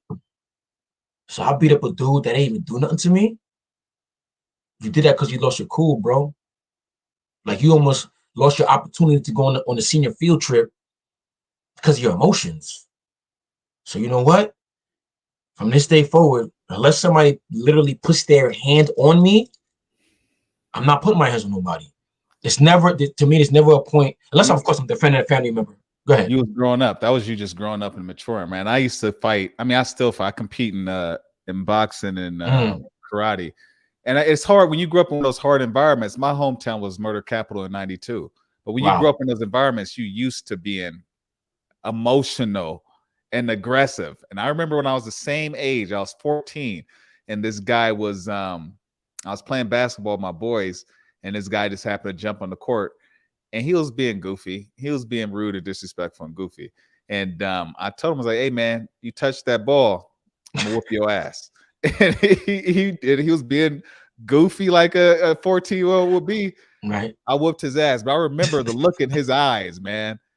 And I told myself after that, because he looked like you know when a fight's over. Yeah, he's like, yo, why you do this to me, man? Yeah. Exactly. And I didn't have to do the look the dude gave. That's the look the dude gave me. When after it was done, he looked up and like, yo, bro, yo, why you do this to me? And I was looking like, yeah, yo. And once I found out like it wasn't even him, I was like, oh shit.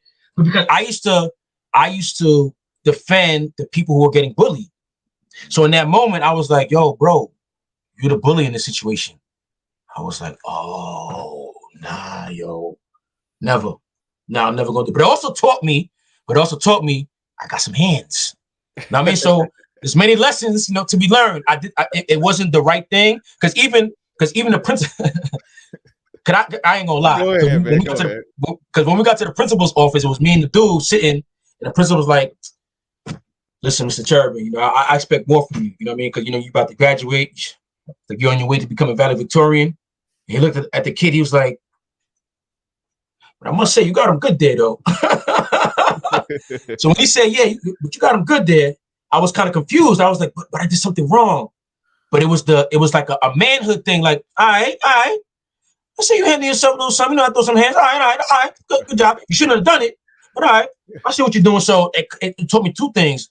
Yes, it's not wrong to put hands on people, but you got to know when to do it. You picked the wrong time to do it. So that was a very valuable lesson that I learned. Yeah, man, I'm just reflecting on what you're saying right now because I had that internal conflict. When you really hurt somebody and you know you was wrong for really hurting that person, it makes you anti-violent on some level. Mm-hmm. You know what I'm saying? And you nailed it with your last statement. It's not wrong to put your hands on a person, but it's wrong to do it in an inappropriate time. You know. Mm-hmm. Mm-hmm. I want to get into the stoic man and the emotional man because we're talking about emotions and losing your cool. Whatnot. You talk about emotional man and the stoic man within your book. Could you explain how a stoic man responds to a situation versus an emotional man? Most males nowadays are emotional. They react with how they feel, off of how they feel, versus just like how Styles P said, what he say, let the sweat dry off and then grab the cannon. Let me say that again. When you're in a situation, don't just react. Let the sweat dry off, meaning take the time, sit, think about it before you just want to just get I'm blasting this whole thing up. Because just like, imagine if I was the emotional dude in the situation that I told you about, ran into my school bag, got my gun, boom, boom, shot this dude. And people come like, yo, he wasn't the one who threw the ball. Oh shit, I just killed somebody who ain't doing nothing to me. You got to think, because even if he did throw the ball to me, you know what I mean, that still doesn't give me a reason to, saying to put my pause in it. You know what I mean? So emotional versus stoic. In my book, I also talk about, a dangerous man is necessary in society.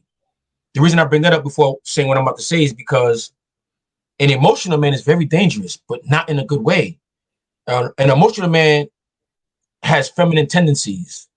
So the reason why he's very dangerous is because if a woman is upset with something that a man says, she may scream, she may yell, she may even slap him. You know what I mean? But it's not life threatening. Whereas if a man gets up, if a grown male gets upset who's very emotional, like I said, he may pull out his gun. He may pull out his knife. Sadly enough, there's a story out there about a young boy. I think he was 10 years old. He ends up killing his mother because his mother did not purchase what he wanted to purchase, what he wanted her to purchase on his PS5. That's an emotional reaction. Afterwards, the young boy felt sorry and he regretted it. But it was after he did the action and didn't think through his emotions. Didn't think through his emotion, through his logic. The stoic man knows how to detach his emotions from the world. A stoic man, when it comes to dealing with a situation, he deals with it in a logical and reasonable way. He's calm. He's nonchalant. Violence is not the first response to certain things. The stoic man takes the time to understand what's happening. He asks the questions: who, what, when, why? Why is this happening? Can this be resolved? Is this even salvageable? And from the answers to those questions, that's when he makes his decisions and does the action that he does. An emotional man is not accountable for his actions and his decisions. A stoic man is. A stoic man knows that all of his actions and all of his decisions that he makes, that he's responsible for. A stoic man also knows that anything and everything that happens to him in his life, good or bad, is his fault. The emotional man likes to, no, if he didn't say this, then I wouldn't have done that. If she didn't do this, then I wouldn't have said that. Just blame, push the accountability just strictly away from him. So that's why in my book, I emphasize for young males to be more so the stoic man. Because as a stoic man, it also creates a lot of intrigue. Because a lot of guys are more focused on women and dating and, basically getting pussy. All right, here we go. Being a stoic man will also help you with your dating. Because like I stated before, if you're always walking around with the cheese and the smile all the time, women may not necessarily take you seriously. But if you're always walking around with the crazy face on, you just mad at the world. And she's like, all right, this guy, this guy's emotional. I don't want to deal with that. Yeah. But if you got a stoic face, just on some shit, you talking shit, don't know if you're happy, if you're sad, that keeps her intrigued. That keeps her always wondering. That keeps her wanting to peel the layers off like an onion to find the deeper levels of yourself. So as an emotional male, it doesn't benefit you whatsoever. You know what I mean? But as a stoic man, it benefits you in business because you won't just jump at any just offer. You'll be able to think logically, reason. It helps you with your, like I said, with business, help you in your relationships. Your woman will respect you. Your kids will respect you because that's how your sons will learn how to be stoic. Because if my father, because my father is a nonchalant, laid back type of dude. Like in all my life, I don't need all 5 of my fingers to tell you how many times I see my pops raise his voice. Mm-hmm. I don't need half of my hand to tell you how many times I see my pops shed a tear. And mind you, the only time I did see my pops shed a tear was during death. Aside from death, I've never seen my dad scream at somebody, punch a wall, throw something. That's just not in his character. And I developed that just by watching him. And a lot of sons can benefit from watching not just males, but men control their emotions, use logic and reason, and not just jump to their emotional reactions. Man, I had a woman tell me, I want to say a few months ago, she called me stoic. And I'm not really even completely clear on what stoicism is. I haven't, really investigated it much. But I do know when she said it, she was trying to get an arousal, get a reaction out of me, playing games and all this stuff. And I'm just naturally a chill person. I don't know if you watch my episodes, but I'm naturally just chill. That's my demeanor in nature. So I wasn't really trying to be anything else. But I do hear stoicism within this space, and it's something that men put out there that is definitely something that men should actually invest, a character trait that men should actually do some research and invest some of their time into. But I but wanted to but let go me say ahead. this real quick. The last point on stoicism. In order to even have stoicism, this is something that doesn't like to be. This topic that I'm about to speak on is a topic that men in the manosphere don't like to speak on, and I think it's because they don't want to come off as less than alpha. I don't give a damn about none of that stuff. So what I want to talk about, in order for you to be a stoic man, you must have emotional intelligence. You have guys out here in this benefit of like emotional intelligence doesn't exist. How? You have to be intelligent about your own emotions. When I talk about as a man, you have to be able to think logically, think with reason. That means you have to be able to put your emotions aside. How can you put your emotions aside if you don't know how to control it? How can you put your emotions aside if you don't even realize that it's a certain type of intelligence? How can you have empathy, not sympathy, but how can you have empathy for someone or something if you don't even have control of your own emotions? You don't even know where your joint is at. You know what I mean? So emotional intelligence being able to, like I stated, being able to recognize your own emotions, your ability to express your own emotions verbally or non-verbally, but most importantly, your ability to be able to recognize other people's emotions and how to deal with that in an interpersonal relationship. If you don't have that within you, how can you meet somebody new and really connect with them if you don't have emotional intelligence? An example of emotional intelligence is like um, emotional intelligence is recognizing that somebody may need some time apart. Maybe recognizing somebody, maybe I shouldn't say this constructive criticism right now because this person is going through something. So when men, excuse me, when grown males in the manosphere talk about, well, there's no such thing as emotional intelligence, oh, that's a made up word and this, that, and third, those are guys who are not willing to do the work to develop their emotional intelligence. Because like I said in the beginning of this podcast, mental work is hard. And there are a lot of males out here who are not willing to do that mental work, whether it be learning emotional intelligence, whether it be learning a new language, whether it be, you know what I mean, getting out their comfort zone and getting into their fear zone, to get into their growth zone, to get into their learning zone. A lot of people are lazy. And low key, a lot of guys out here, the reason why they haven't reached success or haven't found their person is because low key, they're quitters. And what did I say in my book? A quitter is the worst class of male that is the worst class of male that a grown male can ever be. Because Don't they're be an evil. effing quitter. They're evil. They're more likely to be a hater. Yes, Anybody that's lazy, that's a quitter, they're more likely to be a hater and they're more likely to be dangerous. absolutely, 100%. Stay away from people like that. And, You know, just to be clear, a quitter who's how can I say? All right, let me flip it. What I tell people is that I'm undefeated. What I mean by undefeated is every situation that any negative situation or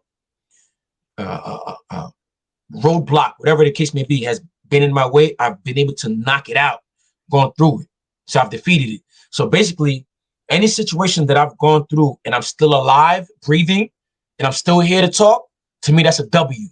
So the fact that I'm still here, able to talk and breathe and do whatever I want, that's a W. I'm undefeated. So with that mindset, anything that I put in front of me that I want to do, I already feel that I can accomplish it because I already have the mindset that I am undefeated and will remain undefeated. man, that's legit. That's dope. I think that a lot of young men need to. I'm definitely gonna make a clip out of that because a lot of young men need to hear that last part because the reason they're afraid to go for the women that they want, they're afraid to go for anything that they want, a business in life. They're afraid of what can happen. You know, I'm gonna get this as an example. At the boxing gym that I go to, right? There's talent in that gym.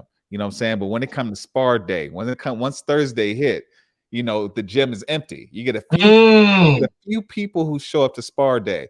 And it's like the guys who don't show up, some of them are really good. You know what I'm saying? But what it is, they can't take getting hit in the face in a public way. They like hitting people. They like hitting people, but they don't like fighting.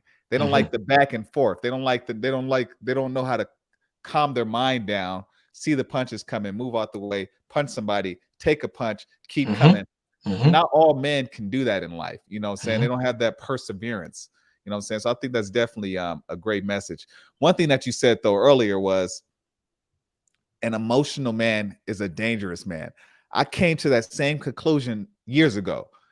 Because us being men, we know man. Before all this internet stuff, we know man. And the man that caused the biggest problems, even when we were in kindergarten, it was the man that had no emotional control. The one that was crying, the one that was loud, the one that showed his emotions. those are the most dangerous men. They're more likely to be even physically, I want to say, physically violent towards women. You know, Yes. Yes. and I don't think that that's talked about within this space of masculinity, femininity, or within manhood. A lot of men, a lot of times when women are telling men to, they want to see their emotions, they want a man to express his emotions the way a woman would express her emotions. Mm. They don't want to, they don't want men to be men to express their emotions. Like you said, your uncles seem like solid dudes, old school. They see a joke, you know what I'm saying? That's emotional. When they have a problem, they go home, they think about it. You know what I'm saying? Men deal with things just like women deal with things. They just do it in a different way. Let me say what you remind me of something. The way my one particular uncle that I'm thinking of, the way that he would greet me, he's from Canada. So when he would come from Canada, he'd be like, "Hey nephew, how you doing?" Bah, bah, bah. Yo, I take a couple to the chest, like, yo, hey, what's up? Okay. As a child, I used to, I wouldn't say I hated it, I would say I disliked it. Like, yo, why you gotta hit me in my chest like that, uncle? But as I got older, yo, what up, uncle? Now we sparring. What up, uncle? And that made me realize, like, yo, I can take a punch. Now, I'm not saying that he's punching me with full force. Now, that reminds me of something else. So my uncle growing up, he would punch me in my chest and all that, when he meet me. I remember when I turned 18. Remember I said I was the youngest in my crew, right? Dudes are older than me. Now they like 21, 22. And we said, I don't know if they still do now. They probably don't because this generation got soft. But we used to have a thing called birthday punches. I haven't seen or heard that in a while. But we had birthday punches. So I'm 18. We had it too. We had birthday punches. You heard? 18 punches, right? That. You heard? I forgot because they haven't done it in a while. So I turned 18.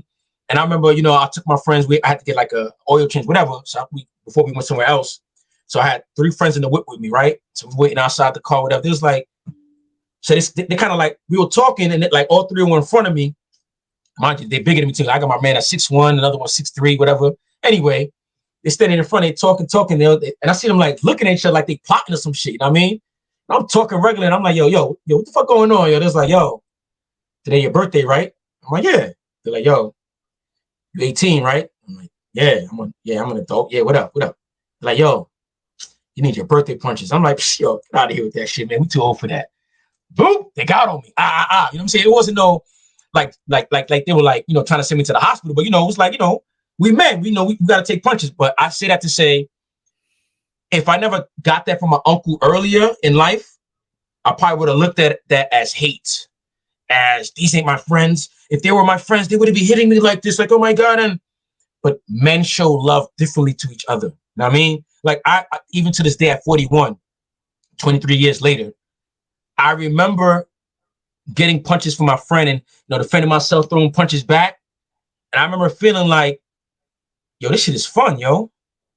Like I'm feeling the blows, but I'm like it felt fun. Like, oh shit, like come here, no, you won't grab this dude, like, yo, come here, man. You know what I mean? I felt a little sore and all that afterwards, but I say that to say, like, that's how men get down.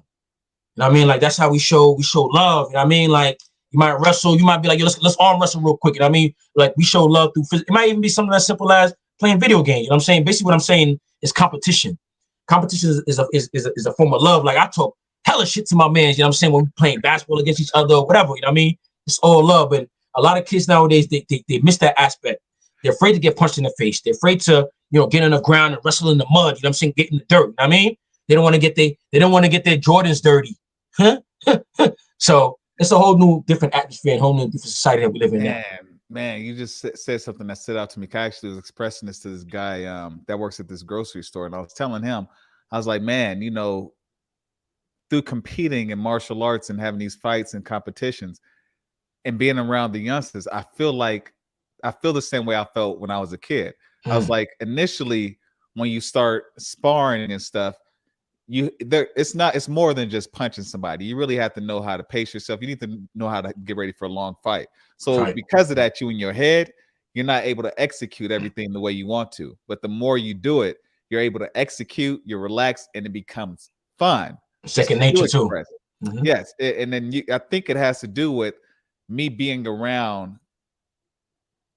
It's a let go process. A lot of times when you're in the ring initially, you want to have control. You want to control the person in there. You don't want to be embarrassed, etc. But then once you relax and you get with the flow and you having fun, it brings you back. It brings you back to more of an adolescent mindset. I remember growing up in my hometown, and you experienced pretty much basically the same thing I probably did. But America was more social back then.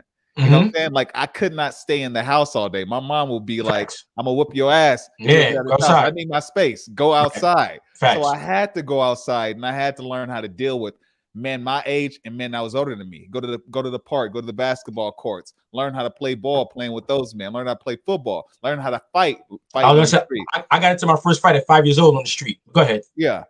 That's how I learned all those skills. Learning how to speak to women. Like I said, I was like a pretty boy, but I did see men in the streets talking to women. So that let me know, okay, I have to work on this skill. Mm-hmm. You know what I'm saying? I had to Mm-hmm. do something. But I Mm-hmm. learned everything I need to learn in the streets. Mm-hmm. Doing something like boxing, all that does is just help me Hone the sharpen my skills. But you learn those core, you learn how to fight, you learn how to carry yourself at a very young age. I feel like a lot of men are missing that now because they're so isolated from other people and they don't know how to build those strong connections with men. They're stuck looking at a screen, whether it be the desktop screen, the phone screen. And that's why, back to what I was saying about mastering solitude, because a lot of these young boys don't even know themselves. They don't even know who they are. I mean, they know who their mama said they are, who they friends, who they want to be a part of say they are. So it's almost like these young boys are walking outside with a mask. Like, I don't want to get too deep, but you probably got some young boys who's hitting for the other team, if you know what I'm saying, because there was really no man to even tell them, like, yo, like, this is how it's supposed to go. This is, it's okay to like women. It's okay to, you know what I mean, like, you know, to be a man and to be aggressive and all that. So all they see is passiveness. Because what I realized is I'm from the born in the 80s. So if anything, if we had a dilemma growing up in the homes, it was drug infested homes. Now what I realize is the fact that these young boys have no males in the house. Okay, boom. When I was growing up, it was drug infested home. Some of these young boys still grew up to be men because either they saw a man figure on a movie screen, whether it be Sylvester Stallone, my favorite, Arnold Schwarzenegger. We happen to be born on the same day. But even if I didn't have my pops, I mean, I had an idea of what a man might have to act by looking at those characters. I feel you. But now they don't even have that on TV now or movies. Everything is soft and effeminate and emasculated. And if you are masculine and strong and aggressive, you're seen as toxic, which that's why I had to. And if you read my book and you know that I wrote a part about toxic masculinity, like I literally wrote that like last minute. Like I saw so many people talking about, I was like, oh, hold on. No, I don't even got that in my book. No, I got to say something about that. Boom, reopen the book up, open it up like, because imagine being a young boy, 4, 5, 6, 7 years old and hearing the term toxic masculinity, hearing the definition of it being, being dominant, being aggressive, so on and so forth.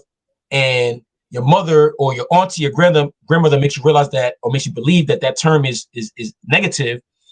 You don't want to be toxic. So you're going to want to be the opposite of what that's concerned. So they want to control you. They don't want you to be powerful. That's what it was. It's back to what I was saying originally. They're afraid of men. People don't want men to be powerful. They rather deal with a woman that asserts themselves than a man that asserts themselves because the possibility of violence. Another thing that guys have to realize is that women often project themselves onto men.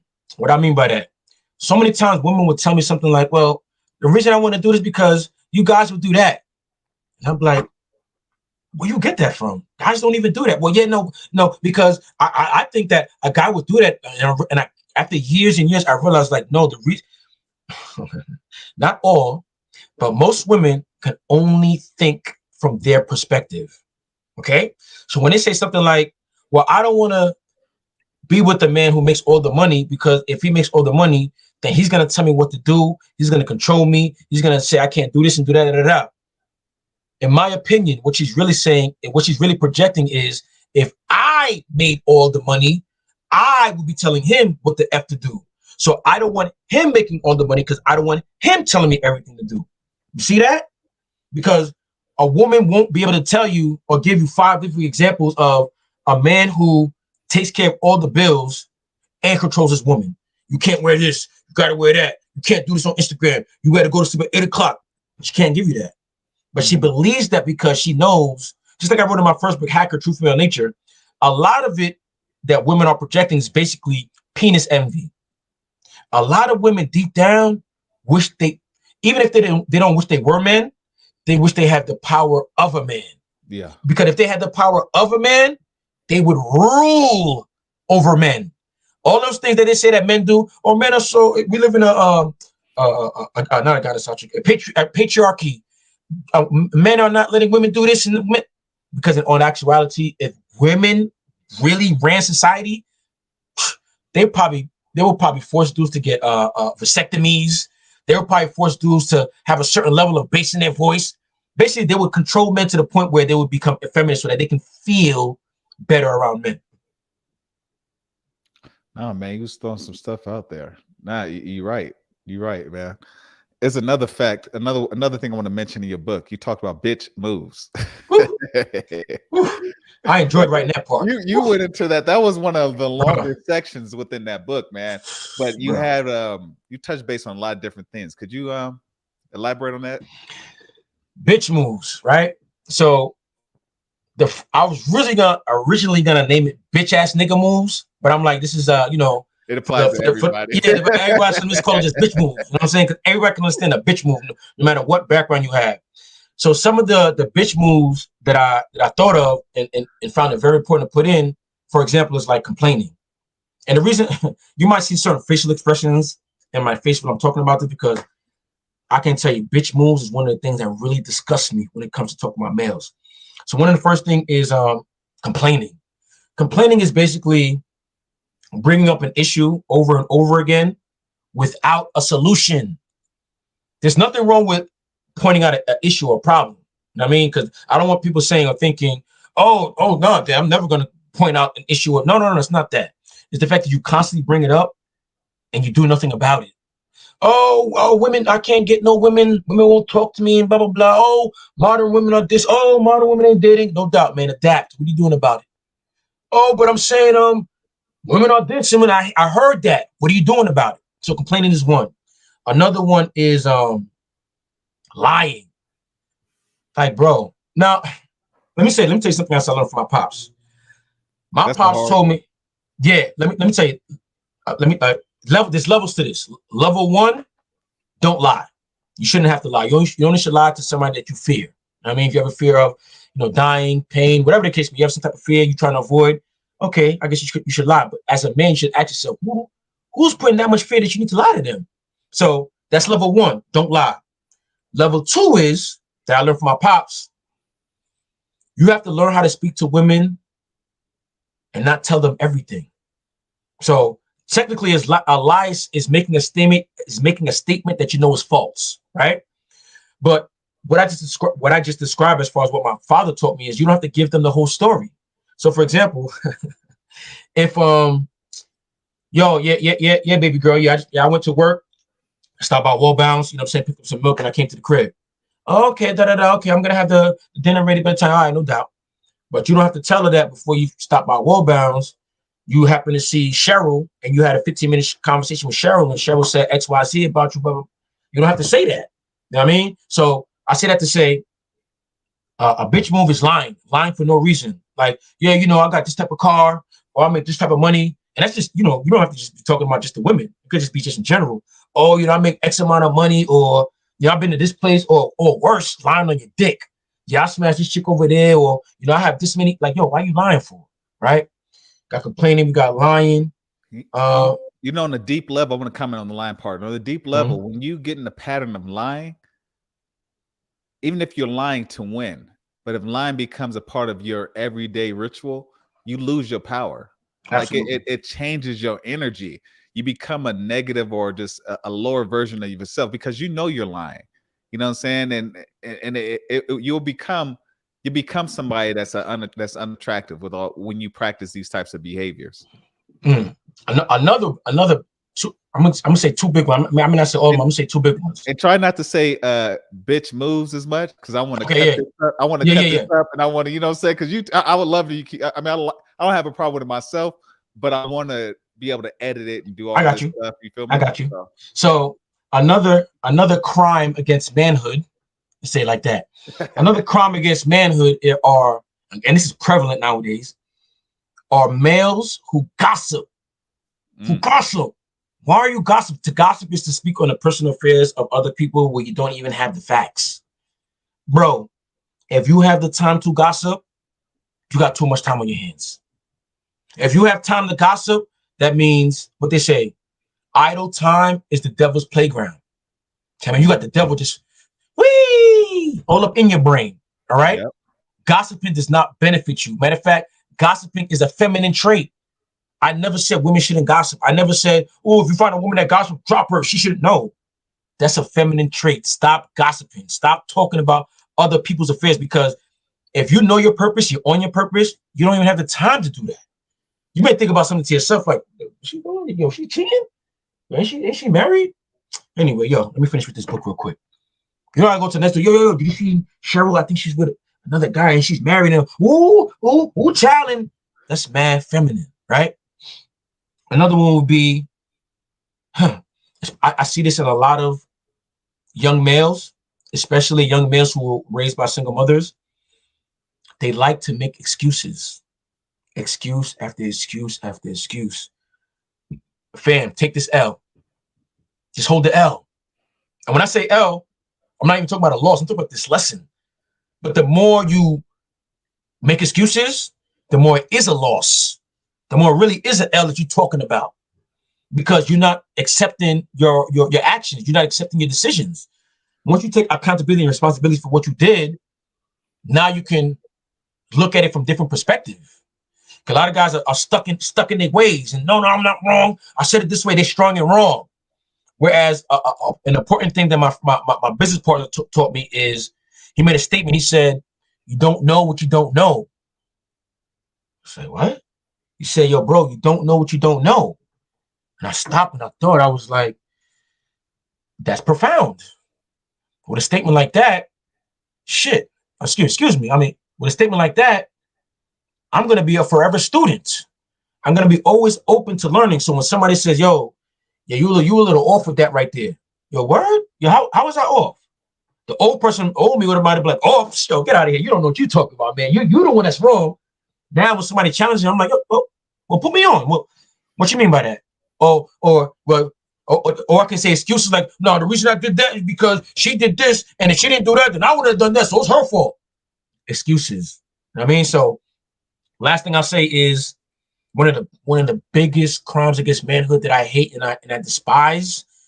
I can't be around people like this. Hypocrites. Stop being a hypocrite, meaning you say one thing, but you live a completely different life. Like, you'll have dudes talking about, "Oh, nah, yo, you gotta approach a chick like this, and if she doesn't give you these signals, you could never talk to her. And I only deal with chicks like this, and I would only." But when you actually see their real life, they're doing the complete opposite of what they're telling you to do. And they make it seem like, you know what I'm saying, like they really believe in what they're saying. That's a hypocrite. Your word is bond. As a man, anything and everything you say has to stick. It ain't no, "Well, I guess it's this," and nah. Say what you mean what you say. Alpha Villains mentioned that same thing, man. Who said that he met a few people in person and they not who they say they are Nope. on camera. You know what I'm Nope. saying? They're unauthentic. You feel me? And he also mentioned that there's a lot of emotional. Well, he didn't say this word for word, but I'm trying to connect to what we were talking about. There's a lot of emotional men in the space that talk to a lot of young men with disrespect, and they're just really vulgar. You know what I'm saying? There's a lack of empathy when they're giving people advice. And I feel like that's definitely, I think that men need respect at all levels, whether from the janitor or from the CEO. You have to be able to relate to men, show men respect. Absolutely. I got one more question for you, because I got you for 2 hours. So the last one is, you talk about successfully wealthy. What do you mean by that? Successfully wealthy. Did I write it in my book or did I say it? You'll have some people. It's a chapter. Okay. No, I was going to make a statement. I don't know if I thought what I'm about to say or if I actually wrote it out. Okay. You'll have, I think I said it in another podcast, but you'll have people out here who believe, who will have a whole Jordan collection, and they will consider that to be successfully wealthy. And it's like, no, sir, there's more than life than just Jordans. When it comes to being successfully wealthy, it doesn't just deal with your finances. It deals with your mind, your body, your soul. A cheer or a salutation that my friends and I like to do when we cheer our drinks is health, wealth, and success in abundance. right? Because you need all three of those in order to be successfully wealthy. Because you don't want to have money. Let's say you have $5, $6, $7 million, $80 million, $800 million in the bank, but you need a kidney transplant, or you know what I mean, like you got to go dialysis every week. You consider that successfully wealthy? A lot of guys, you know, they'll focus on just the money, but you know they'll only sleep like 2-3 hours. But for them sleeping 2-3 hours, now their health is declining. You know, they're not as focused as they could be. But because they made, you know, a $10,000 on a particular deal, they look at themselves like, yeah, I'm successful, I'm wealthy. But bro, you gotta take sleeping pills to go to sleep, bro. Like you can't run a mile without having to sit down. What we talking about? So what's more important to you, the number in your bank account or your actual health? So in my book, I emphasize, I told different ways on how to make money, whether it be passive income. I talked about investments, you know, a return on interest, assets, liabilities. But what I focus more so on, because I have a whole chapter on it, is your health. Because I don't care what you have physically or financially, I should say. If your health is not on point, everything else is for nothing. So guys need to focus on their mental health, whether it be meditation, whether it be reading books, whether it be, you know, listening to things that inspire them, that motivate them. I also talked about how motivation, it shouldn't be the only thing that pushes you to your goal, because motivation, because most people suffer from a lack of motivation, which is called procrastination. What you really need to have within yourself is discipline.